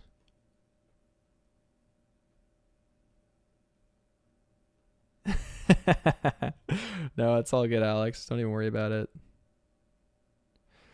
Maybe his like boots are kind of this weird kind of gilded leather where there's, I like the idea that maybe the ends of the clothes have like these interesting sort of embellishments and designs, like, because yes, he uses the materials that are part of his industry and maybe trying to appeal more to the people with that, but I feel like there's still going to be some real beautiful kind of like embellishments on his articles of clothing, you know?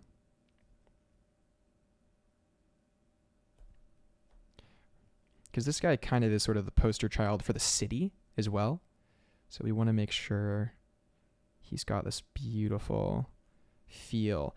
And there is a purpose to him having like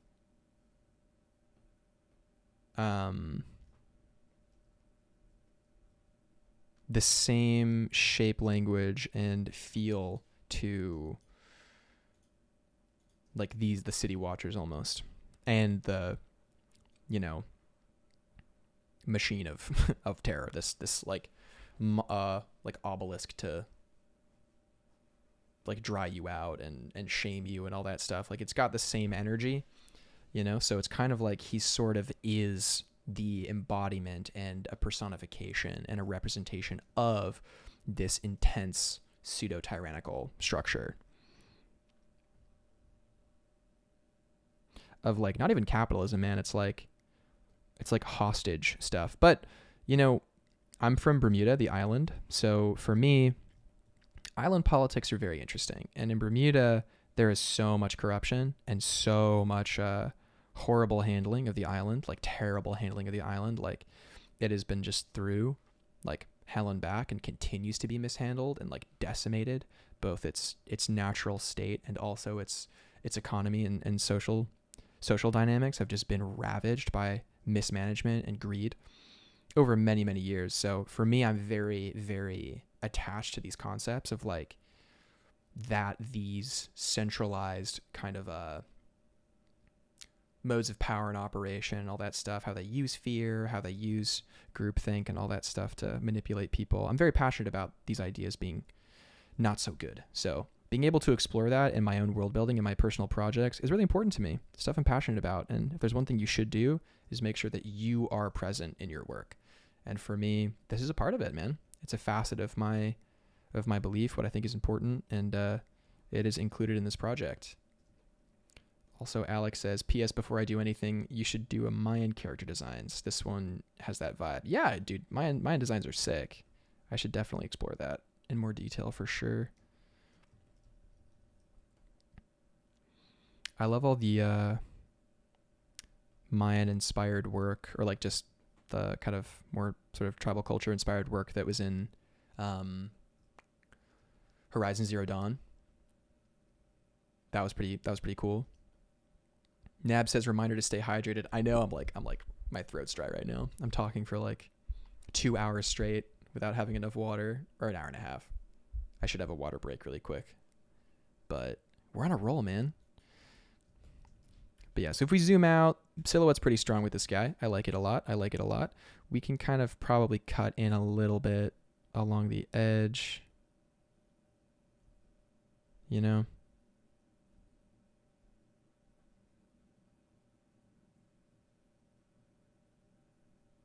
But it's interesting, when I showed these designs, the fish world designs, to an art director last year at Lightbox, and he was like, dude, this is like what we were doing for Horizon. Like, you should apply to Gorilla, and who knows? Maybe I'll apply to Gorilla. Mojo said, bro, this dude is literally Rick Rubin sitting in front of me. It's uncanny. The design I'm doing?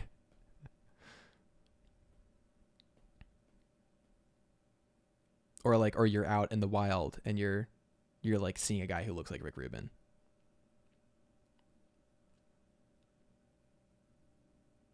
Reminder to do a 5-kilometer run in your room.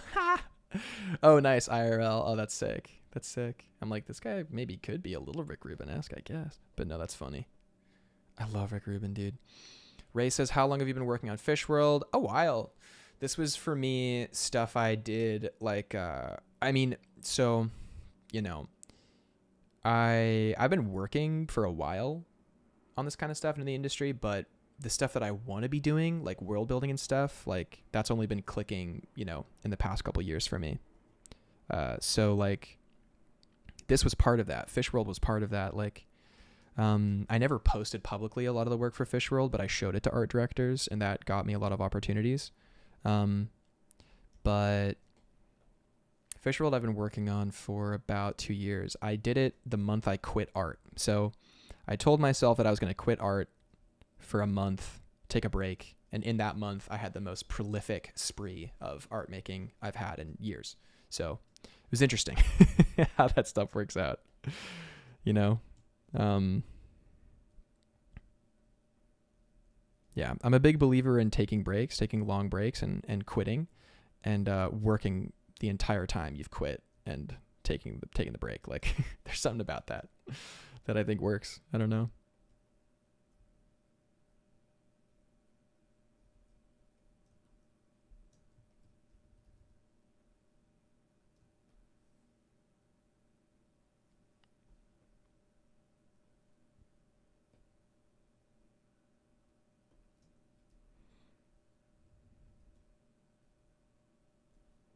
But yeah, First World's been on and off. It's something I kind of picked up and put down a few times, and it's one of those things where I was like, oh man, it's like it's too big to work on it for so long. Like, yeah, man, it's gonna take like this many months to do, and then but I was having all these rules in my head about like, oh well, if I'm gonna post it, it has to be this, it has to be that, rah rah rah rah. So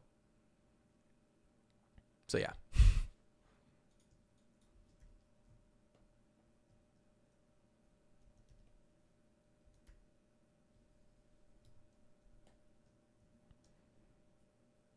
Definitely breaking out of that through streaming. That's been really good. It's easy as like kind of concept artist to sort of sit on your work for too long, and you're afraid of idea theft. You're afraid of, you know, like, I don't know. It's not good enough, or you want to work on it forever, but it's been great just to just to make stuff on stream live, just talk about my projects and ideas, you know. I'm a very social person, so talking about this stuff out loud is like huge for me. Helps me ideate, actually. That was a ton of fun last stream, the last one we just did, where we were coming up with ideas on the spot for the kite world. That was so great. I love that. I love doing stuff like that. Also, this guy's outfit's kind of coming together. We're sort of layering in a cool way now with these kind of embellishments and stuff. I really like it, actually. It's cool.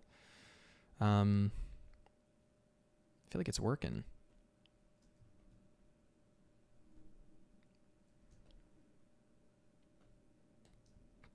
I think we just got to make his top half a little bit smaller. So again, he has that feel of like regalness to him, you know? Helps us make his proportions a little bit more like, I don't know, master of the house vibes.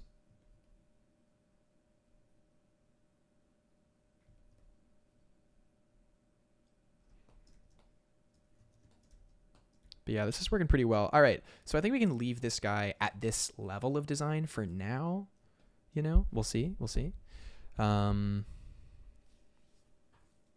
Ray says, that's such an artist thing to do. I know so many people who took a break and ended up inventing an IP. Yeah, exactly. It's just what you do, man. Rebecca Tran said, do you plan on creating a story with Fish World, like a comic, or is it just for portfolio? I mean, I think that every idea has potential, you know? So like, when I was designing Fish World, I designed it with the explicit intention that it was a multifaceted, unique world that could be used for anything. So if it wanted to be a story, like a comic, it could be. If it wanted to be a game, it could be. If it wanted to be X, Y, and Z, like it totally could be. That was a huge part of my thinking when designing Fish World, was kind of being like, well, this could be anything, which can sometimes get you stuck, but I think it's really, you know, a cool way to design, man. I think it's awesome. So for me, like, it could be anything. It still could be anything. So just leaving that kind of level of openness for myself was really important in creating it. Other stuff I've designed has a bit more purpose, but I feel like that's when you do like the real world building, is when you know it could be anything. Like Lord of the Rings, you know, it's a complete world, and it's been movies, it's been books, it's been comics, it's been a game, it's been this, it's been that, but the core of the world has been solid. So I feel like my intentions with Fish World, I don't know, maybe at some point I'll make a graphic novel about it or something. We'll see. A lot of work though. It's a very decorative world, so doing a comic in a very, very decorative world is like, that's a lot of work. So I don't know. I feel like ultimately it probably wants to be a game. Either like a hand-painted indie game, or a 3D rendered to heck, like a kind of Dishonored level game. It wants to be that, most likely, where you have very intricate things, but they're modeled in 3D, and then you just make a move. So design it once, make it move. You don't have to draw it a million times like you do for comics. So yeah. There's that element to it for sure. For certain. Good stuff to know too if you guys want to get better at world building and stuff.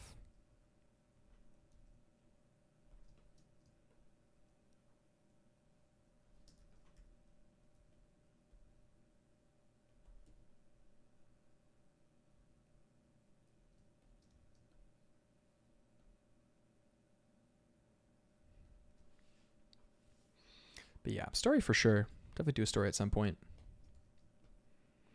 When you're doing a lot of individual embellishments and stuff on costumes and whatnot, it can be really helpful to do kind of double lines where you want things to end. So for instance, like to show a plane change on a jacket or whatever, if you double the line design wise, it reinforces that it's an edge, which can help a lot, which is good.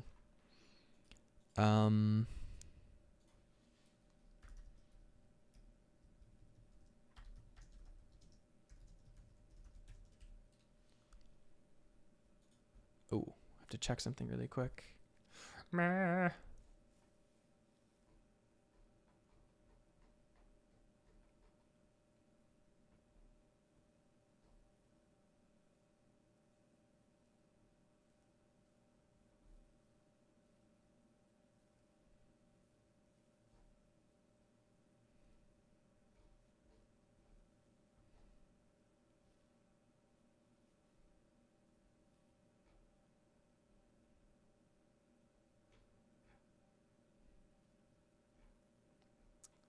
Sorry.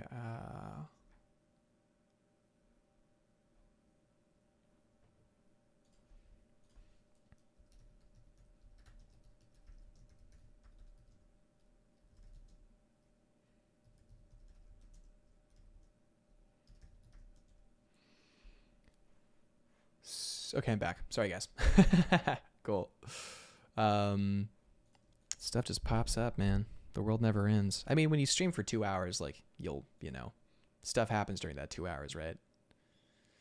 But yeah, we're coming to a close on the stream. I think I'm going to go for about 20 more minutes, maybe. We'll see. Moth says, yeah, I showed my animation character design teacher your art, and he said that these would be great game design concept art. Yeah, exactly. Exactly. Designing for animation is an entirely different endeavor than designing for games, depending on the animation and depending on the game.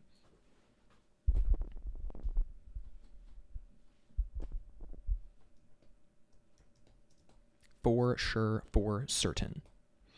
Animation, you usually want to strip it down to be much simpler. I've said it before as well, is that for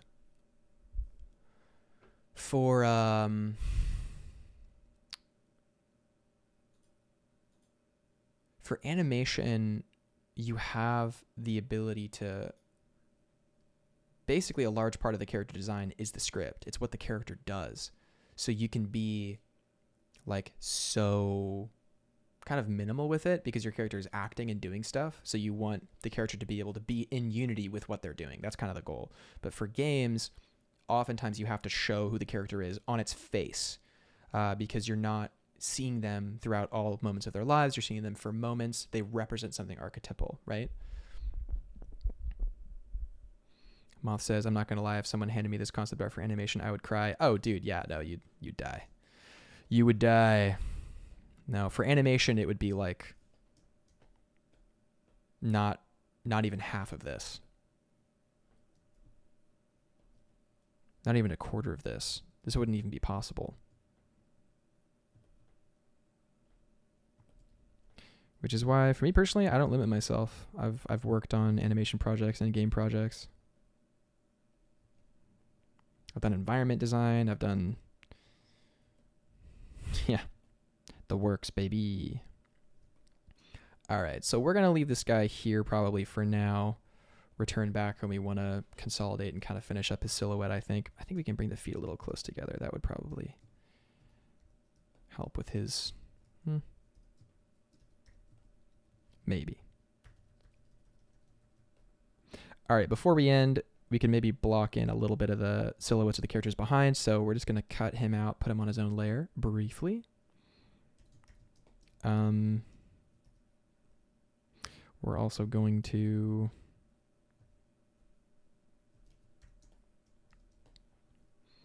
I think put a little fish on his hat.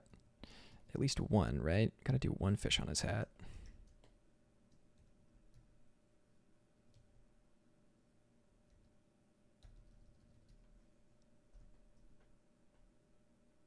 Or something.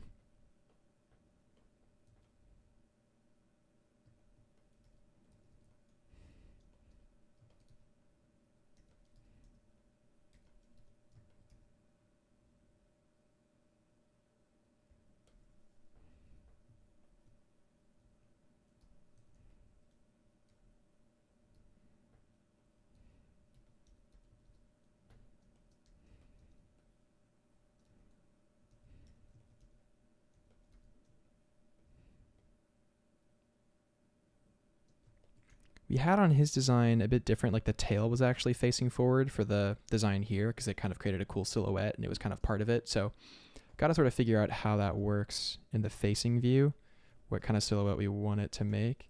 And this is all kind of placeholder stuff, but that feels pretty good. Helps him feel strange in a way that we like. But yeah, I'm really honestly liking this guy's design. He's feeling pretty cool in my opinion. I like him a lot. So let's see if we can't rough out some strange bozos behind him. So if he's kind of a green motif, we can think about, what would go well with that. Maybe red is an element here we want to include, but we don't want it to be a red that would imply main characterism. Maybe more of a crimson or a desaturated red. So We can imagine what that might look like or how that might feel in a character. Even that, see, it's like so powerful.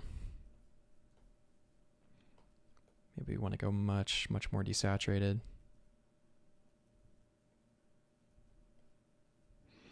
And what would this character do?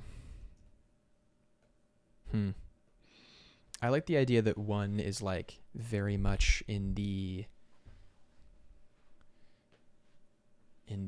like glass industry, like they have a lot of glass work probably. So maybe someone is in charge of that. And if they're in charge of the glass works, their costume is going to be like so sick, right? Like really cool. So I'm thinking we want to do something with that as well.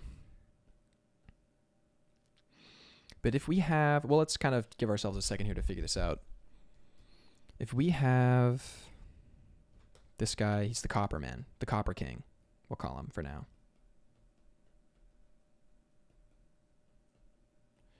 The Copper King. Then we want to have, what are the other dominant parties here? Well, I think the people who are in charge of the markets, maybe, who like actually sell the fish and portion the fish, is going to be a big part of it. So maybe, you know, he's the supply, she's the distributor, and who would the third person be? I want to say someone who controls like maybe sanitation or something. Someone who controls like waste or what doesn't get sold. So I had a concept for these guys originally. Let's see if we can pull it up here.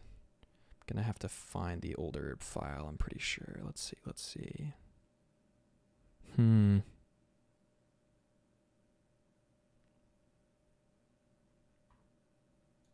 All right. Oh man, I really got to work on sectioning out my ideas more because I end up with these giant Photoshop files, man. Huge. I think I've continued doing it because I haven't been punished for it yet. Photoshop's been really good about not crashing or doing anything crazy. I haven't really lost any work yet. So knock on wood. But yeah.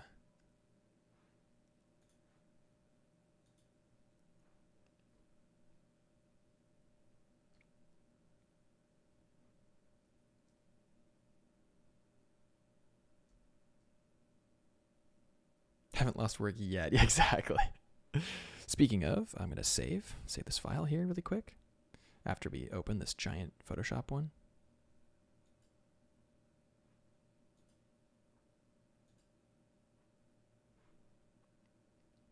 Moth says, I love the coldish vibe, but how vibrant he is visually. Yeah, you know, it's an interesting dichotomy, right?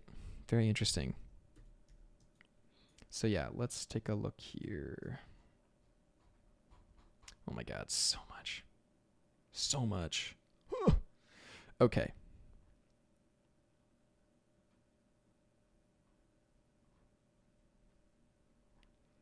We did a lot of work. Here we go. Boom. So I had this idea and a lot of my ideation originally to look at these very wealthy individuals. So we had the concept there, which is our jumping off point for today. But we also had these other ones, right? I was having these ideas like maybe this guy's like a ironworks guy, or he makes upholstery. I don't know. Like I was just kind of messing around, and this person who is maybe they're like a more like using natural materials like driftwood and wicker, but I'm thinking that wouldn't really be like an industry of itself, right? So I'm thinking, okay, but this guy was really interesting. People liked this guy a lot because he was this idea of like what doesn't get used, the excess, the bones, the gizzards, the guts, the this, the that. Like who deals with that? Who will make it useful? This guy does. He makes sure everything stays clean and this and that, and he's got a process for everything. You know, everything gets used. So I'm thinking, even though the other two, maybe these two are unified, they probably don't like the fishbone guy, right? They probably don't like him. He's probably weird to them. But he's an essential part of the story in the world. He's essential. So by necessity, he is a leader, right? So because this world is a world in which characters kind of are stranded and stuff, like we can definitely have some ethnic diversity. People get stuck here. We don't know who.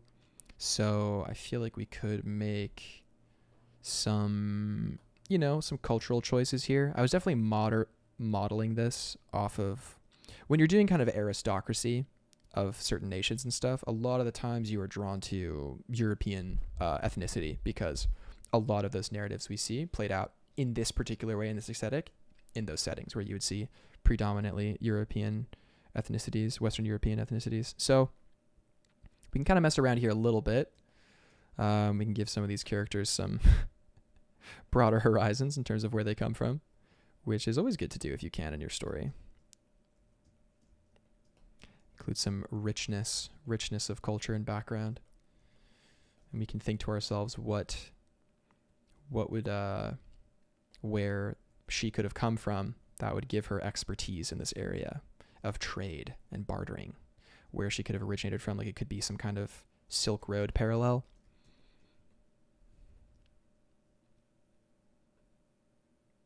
Kind of like this world's version of a Silk Road or something. Could be interesting. You never know. You never ever know. This character being head on, I feel like he would have done a little bit better of being a 3/4 view. Turned a little bit more towards camera. So when we do a final drawing for these guys, we can definitely include that, I think. But here we're going a lot for just kind of aesthetic thumbnail vibe. Another thing to note as well, which is interesting, is that when you're drawing shadows and highlights on a person of color, because the capillaries in their face, like it's not necessarily absorbing the light in the same way as someone with a lighter skin tone would. It actually reflects a lot of the light. So for this character, we could even see like sunlight start to reflect and draw on the highlights there. And again, we're just implying here, nothing too crazy, but that's a good fundamental to know for future reference when you want to do characters that have a much more rich skin tone. Much darker skin tone. See a lot more reflected light and stuff, which is good. There's certain masters of this, which I just love. One artist in particular, can't remember. He just got inducted into the Society of Illustrators Hall of Fame.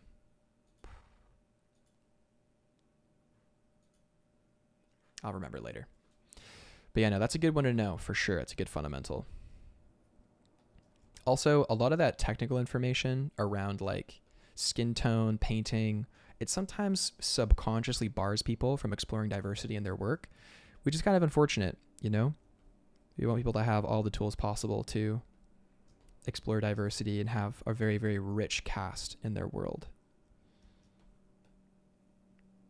This character already is feeling sick. It's just 2 colors right now, which is good. Start very minimal and then work your way out, right? So for us, with our other guy, starting with the material was really, really essential. And we can move in towards some other details for her as well.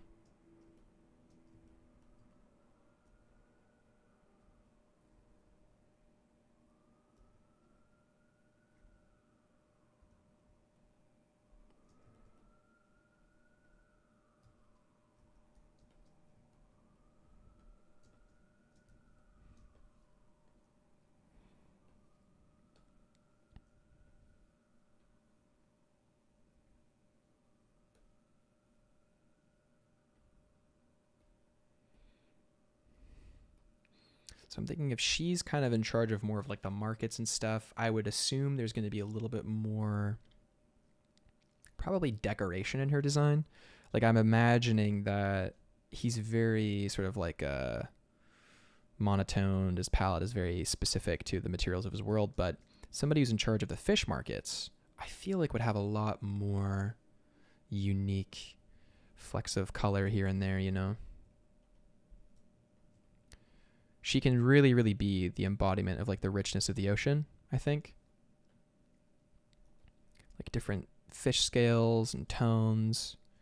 And again, this can kind of parallel some cultural aesthetic as well, because these people were not born on this island. They landed on this island.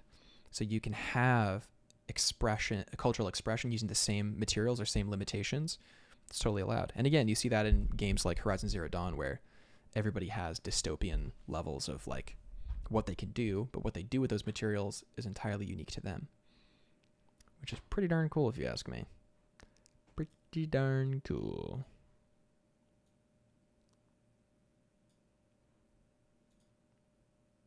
All right.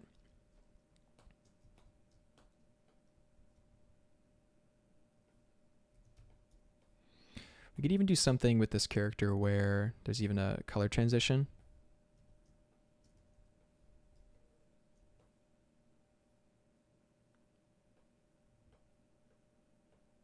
Some kind of purple tone, it's possible, maybe.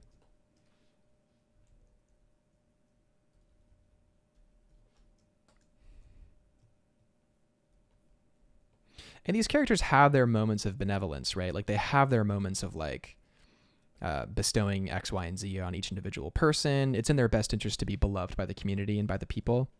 So like they do their best, you know, granting opportunities, this and that. They'll kind of like how in Spirited Away, what's her name? Something, Baba, Ayu Baba, or whatever her name was. Like she would give anyone a job who asked for it. That was like a caveat of her character. So we can lean on stuff like that to help our characters be a little bit more well-rounded. Just because these are elites doesn't mean they are cartoonishly evil. And to portray them as such would be a disservice to the complexity of the broader narrative in general. So we can think about that when we're in our design too. Like there can be playful elements of color as well. Champ Tim just joined the chat. Welcome, Champton. Yubaba. Yeah, Yubaba. Exactly. Whenever I stream, my mind goes blank, man. It's like I know all the stuff I know, and then I start streaming and it goes blank. It's hilarious. But yeah, so Champton says, your art is awesome. May I ask what the concept art is for? So this concept art is for my independent project and IP. So this kind of for me is like an idea or a world that I've created and designed. On my past streams, I've talked about this world a lot in greater detail, kind of what happens. I've gone through all the different pieces and parts and whatnot, so you can check that out for sure. But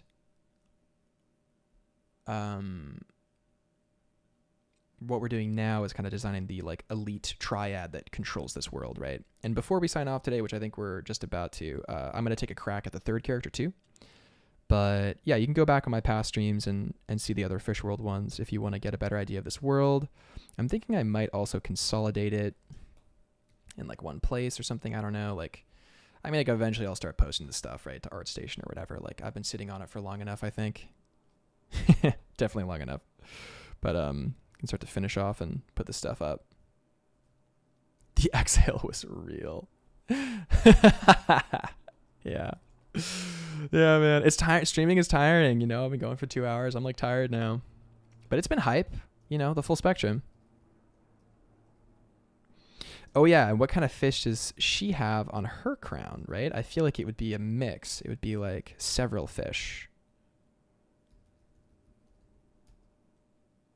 Also, welcome Ayub. Love you, buddy.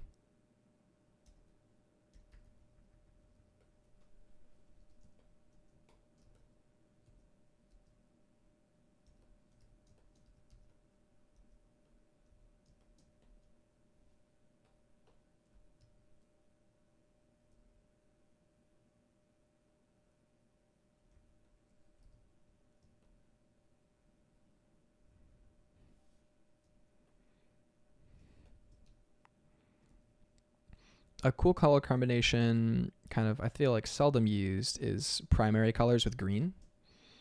At least in like the kind of design that we do for animation or games or whatever. It's very popular in the world of apps. Like you'll kind of see a lot of apps use this four color combination of yellow, red, blue, and green in particular. Google's a pretty obvious example of that, but there are many others too. Cool. And then we can expand on what these fish are like and how they're draped on top in a stylish way, because that's kind of the fun part, right? And what the original sketch we did, kind of showing this world, one thing that was so fun was that we had that that really fun, like stack, like the fish that are stacked on top of each other in like a funny way, you know, they're like about to slide off or fall off or something. But yeah, let's go back and check it out.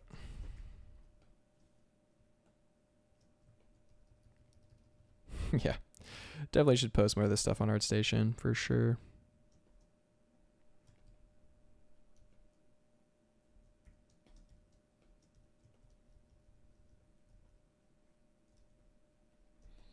But yeah.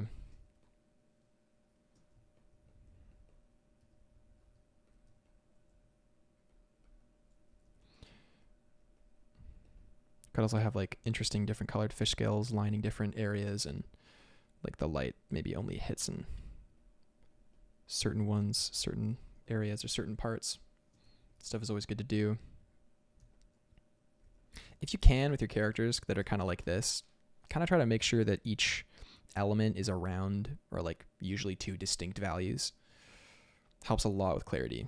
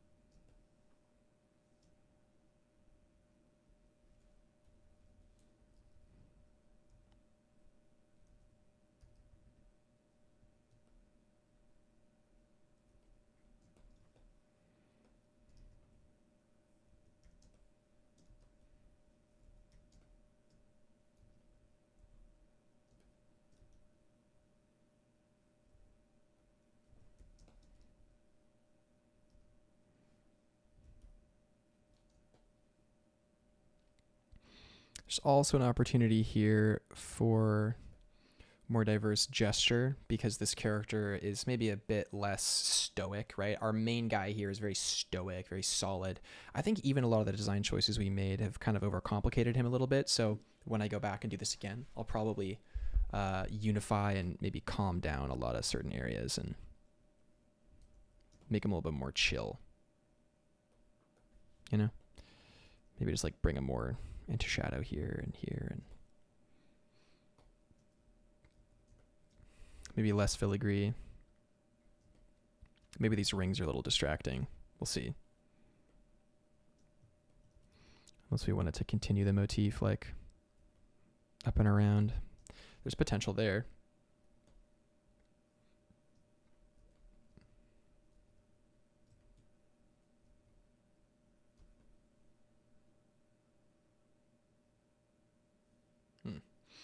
All right, well, this is a good base to work from, at least, at the very least.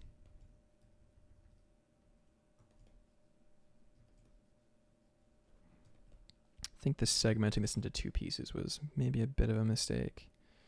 I want it to feel a little more substantial.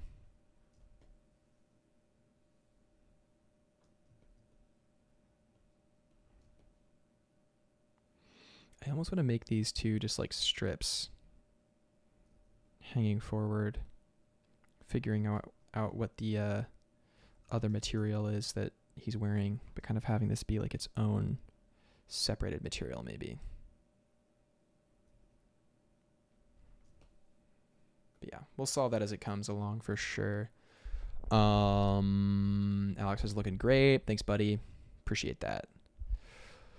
Ray says, I love how the fish almost looks like a flower. Yeah, exactly. Like, that's kind of, well, in that era, I don't know if you've seen hats from that kind of gilded era, but oh my gosh, so many beautiful flowers, designs, all this stuff on the hat. So headpieces are hugely important at this time, and especially here as well. We want the fish to really be beautiful and be a sense of status and symbol of beauty and all that stuff. And that's what's interesting, is that we started off this conversation kind of being like, you know, oh, these are super elite people who flaunt their wealth and do all this stuff. But even as we're talking, we're kind of going like, wow, this is beautiful. And oftentimes corruption and greed and all this stuff hides behind beauty, right? Sir Color says, when you make a character diverse, are you thinking about how their skin color might affect their character and the story, or if it doesn't? Well, okay, to answer that question effectively, we got to zoom out first. And what we should consider is that every single thing that you include in a character design, whether it's their age, their ethnicity, how tall they are, the expressions they make, their temperament, what story is theirs, like how they grew up, all this stuff, what they're wearing, every single thing has narrative implication. So I think that to make a character a certain ethnicity without thinking about that at all, I feel like it's a little like, I don't know. It's not really character design, in my opinion. You're just kind of drawing. But what's interesting is that just because you're thinking about it doesn't mean it has to have some kind of grand implication or some kind of grand change or theory or whatever. Like, for instance, in this world, it could be that kind of like ethno-segregation isn't as relevant as economic segregation. So it's less of a feature. You see that done very effectively in the show Arcane. There isn't a super strong emphasis that ethnicity carries a socioeconomic implied weight to it. It's more about where you're from in that story, because that's what that story is. And, much like that, in this way, ethnicity plays a little bit less of a role. It's more a story about materialism, about power, mentality, corruption, all these other factors and facets that are very important. So I think that I do think about it for sure. And there are stories in which that's relevant. I think right now in my life and this particular world, I really want to focus on the economics and on that world of thinking. I feel like in many ways for me, I always want to make sure I'm telling an effective story. And I feel like at this point in my life, with what I know now, I do not necessarily have a very strong capacity to tell a racially motivated story as effectively as I would like to. So that's my long answer to your short question. But it is important. It's hugely important, especially when world building and stuff.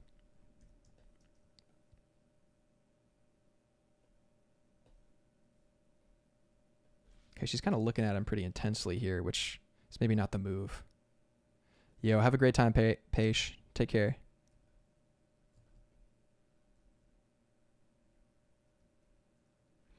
Thank you so much. Yeah, no worries, no worries. It's good to know that stuff, man, Good to think about it a lot. Just like how we should think about everything else a lot in regards to character design,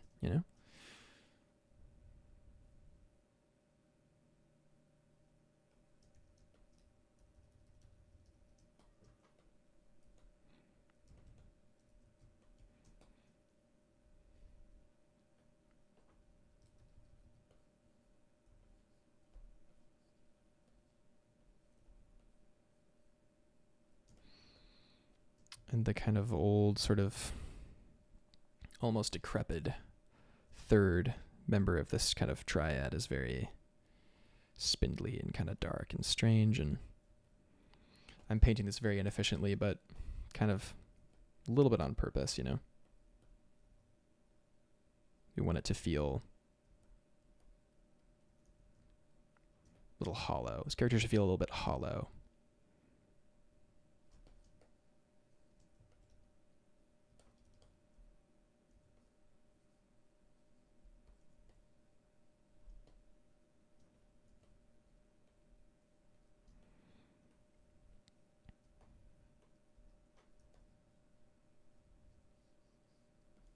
Very washed out as well, with some very select areas of, I think, darker value, like very select. Around certain areas. But most areas kind of being the sort of strange, kind of washed out, beige look. Now that is a diverse triad right there. That's a diverse set of 3 characters, which is what we want. We want that 3, they're debating with each other, they're deciding things, you know, like this guy on the left, like nobody really wants him there, but they can't really work without him, you know, and his vote carries weight even though they wish it didn't. It's very much that vibe, right? They both need him, even though they wish they could just run it all themselves. They still need the man to take out the trash, you know? They still need that. So that element is relevant, I think. I think we'll make him maybe even more kind of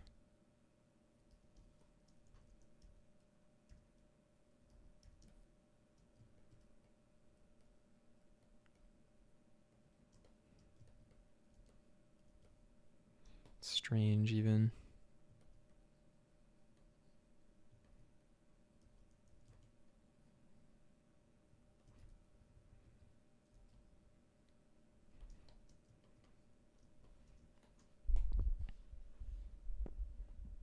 Sea of Thieves type drip. That's funny, Mojo. Dude, a bunch of my friends are like re-addicted to Sea of Thieves recently. Not naming names. It looks so fun though, man. It looks so fun. If I didn't want to be the best that ever was, I would definitely play Sea of Thieves. It looks like it looks like a ton of fun. Yeah, we'll make this guy very much hide behind his cloak. Oh, plane going overhead.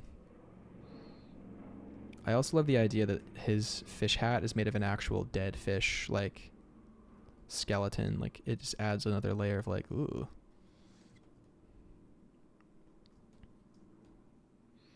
And I did like that it was, like, a bloated, strange fish, like a blobfish parallel almost in his hat. Something interesting about that.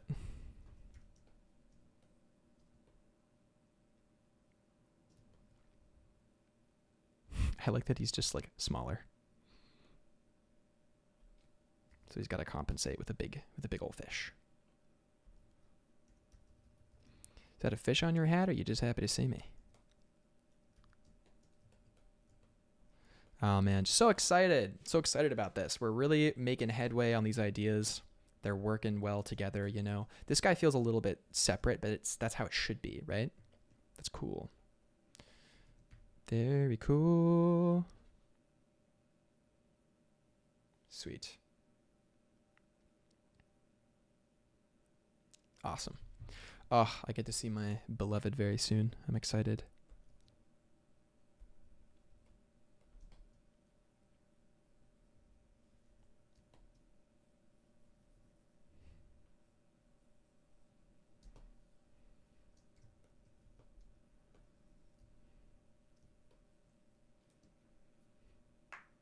Oh yeah, I feel like with this one, design on the right side, I wanted to have like a cool, like cascading kind of opening gesture, and maybe her hand is here, like holding something, or like there for you to take in like a Faustian-esque bargain, maybe. Like she's offering you, she wants you to sell yourself basically to her, and in a way she's like, you know, come on, like I can help you. I have everything, you know. Just give me this, just give me that.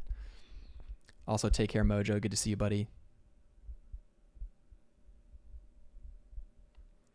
That kind of Faustian bargain. So that's kind of her thing is like, I can get you what you want. His thing is like, I am the most powerful. Like you will serve me, you know, like you have to, basically, you know what I mean? Not in a malicious way, but like, I am the glue that holds this city together. Like I am necessary.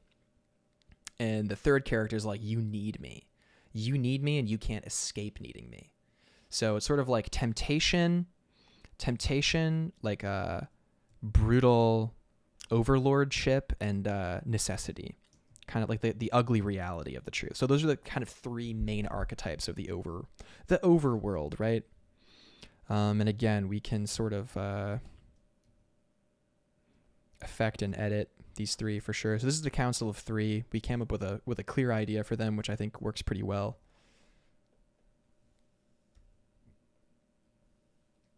doing the portraits for the other two is going to be really fun too, I think. Should be able to bash those out, not too much time. I always find I work so much faster when I'm off stream. Like, I do things so much faster. Probably because I'm not answering all the questions in chat and stuff, but I feel like I just have space to think too. But I really like our progress. Like, look at these three guys. These guys are awesome. Boom, boom, boom.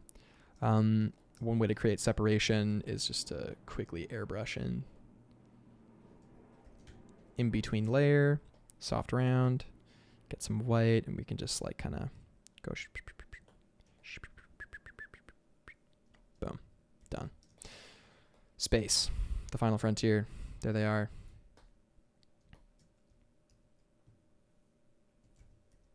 Our evil guys. Except, are they evil? Are they necessary? I mean, what would the island be without them, right? If the island didn't have them, what would they do? How would it function? They wouldn't be able to function. They can't live without these guys. They can't live without them. They make everything possible, right? Right? There we go. All right. Cool. I think this is a good place to kind of end it. We got more done than I thought, I think. We kind of took a look at our central character, imagined how he could look, extrapolated out, just with a really quick, loose technique, This stuff is, on an actual work day, this would take me like half the time to do. If that, probably even less than half the time, I would do it better. But man, I'm still getting my, getting your sea legs. It's like getting your stream legs, I'm still figuring out how to balance that. So we'll see. But yeah, thanks everybody who joined today. It's awesome. I'll do a little quick message. Yeah, thanks to everybody who tuned in for this live. You're awesome. You're amazing. You're fantastic. Thank you so much for sticking around and hanging out in chat and whatnot. And yeah, for those of you who are watching this back as a recording, I hope you make a live sometime soon. If you like the video, definitely leave a like. If you want to catch the next one, you can subscribe as well. If you want to join our Discord community, you can do so through the Patreon in the description. It's $3 a month. It's awesome. I'll get some testimonials for it or something, but everyone's been growing a lot in there. It's been a great culture, a great space. So good on everybody for doing so well and, improving so much. I'm really proud of everyone on there. And yeah, I'm Gabriel Quinn. This has been a great stream. We did some Fish World stuff, and I'll catch you on tomorrow's stream. So that'll be pretty fun. We did Fish World stuff. That was great. It was a lot of fun. Answered questions, had a good time, had some laughs. Alrighty. Oh, you guys are awesome. Sweet. Yeah. All right. See you guys tomorrow. Peace.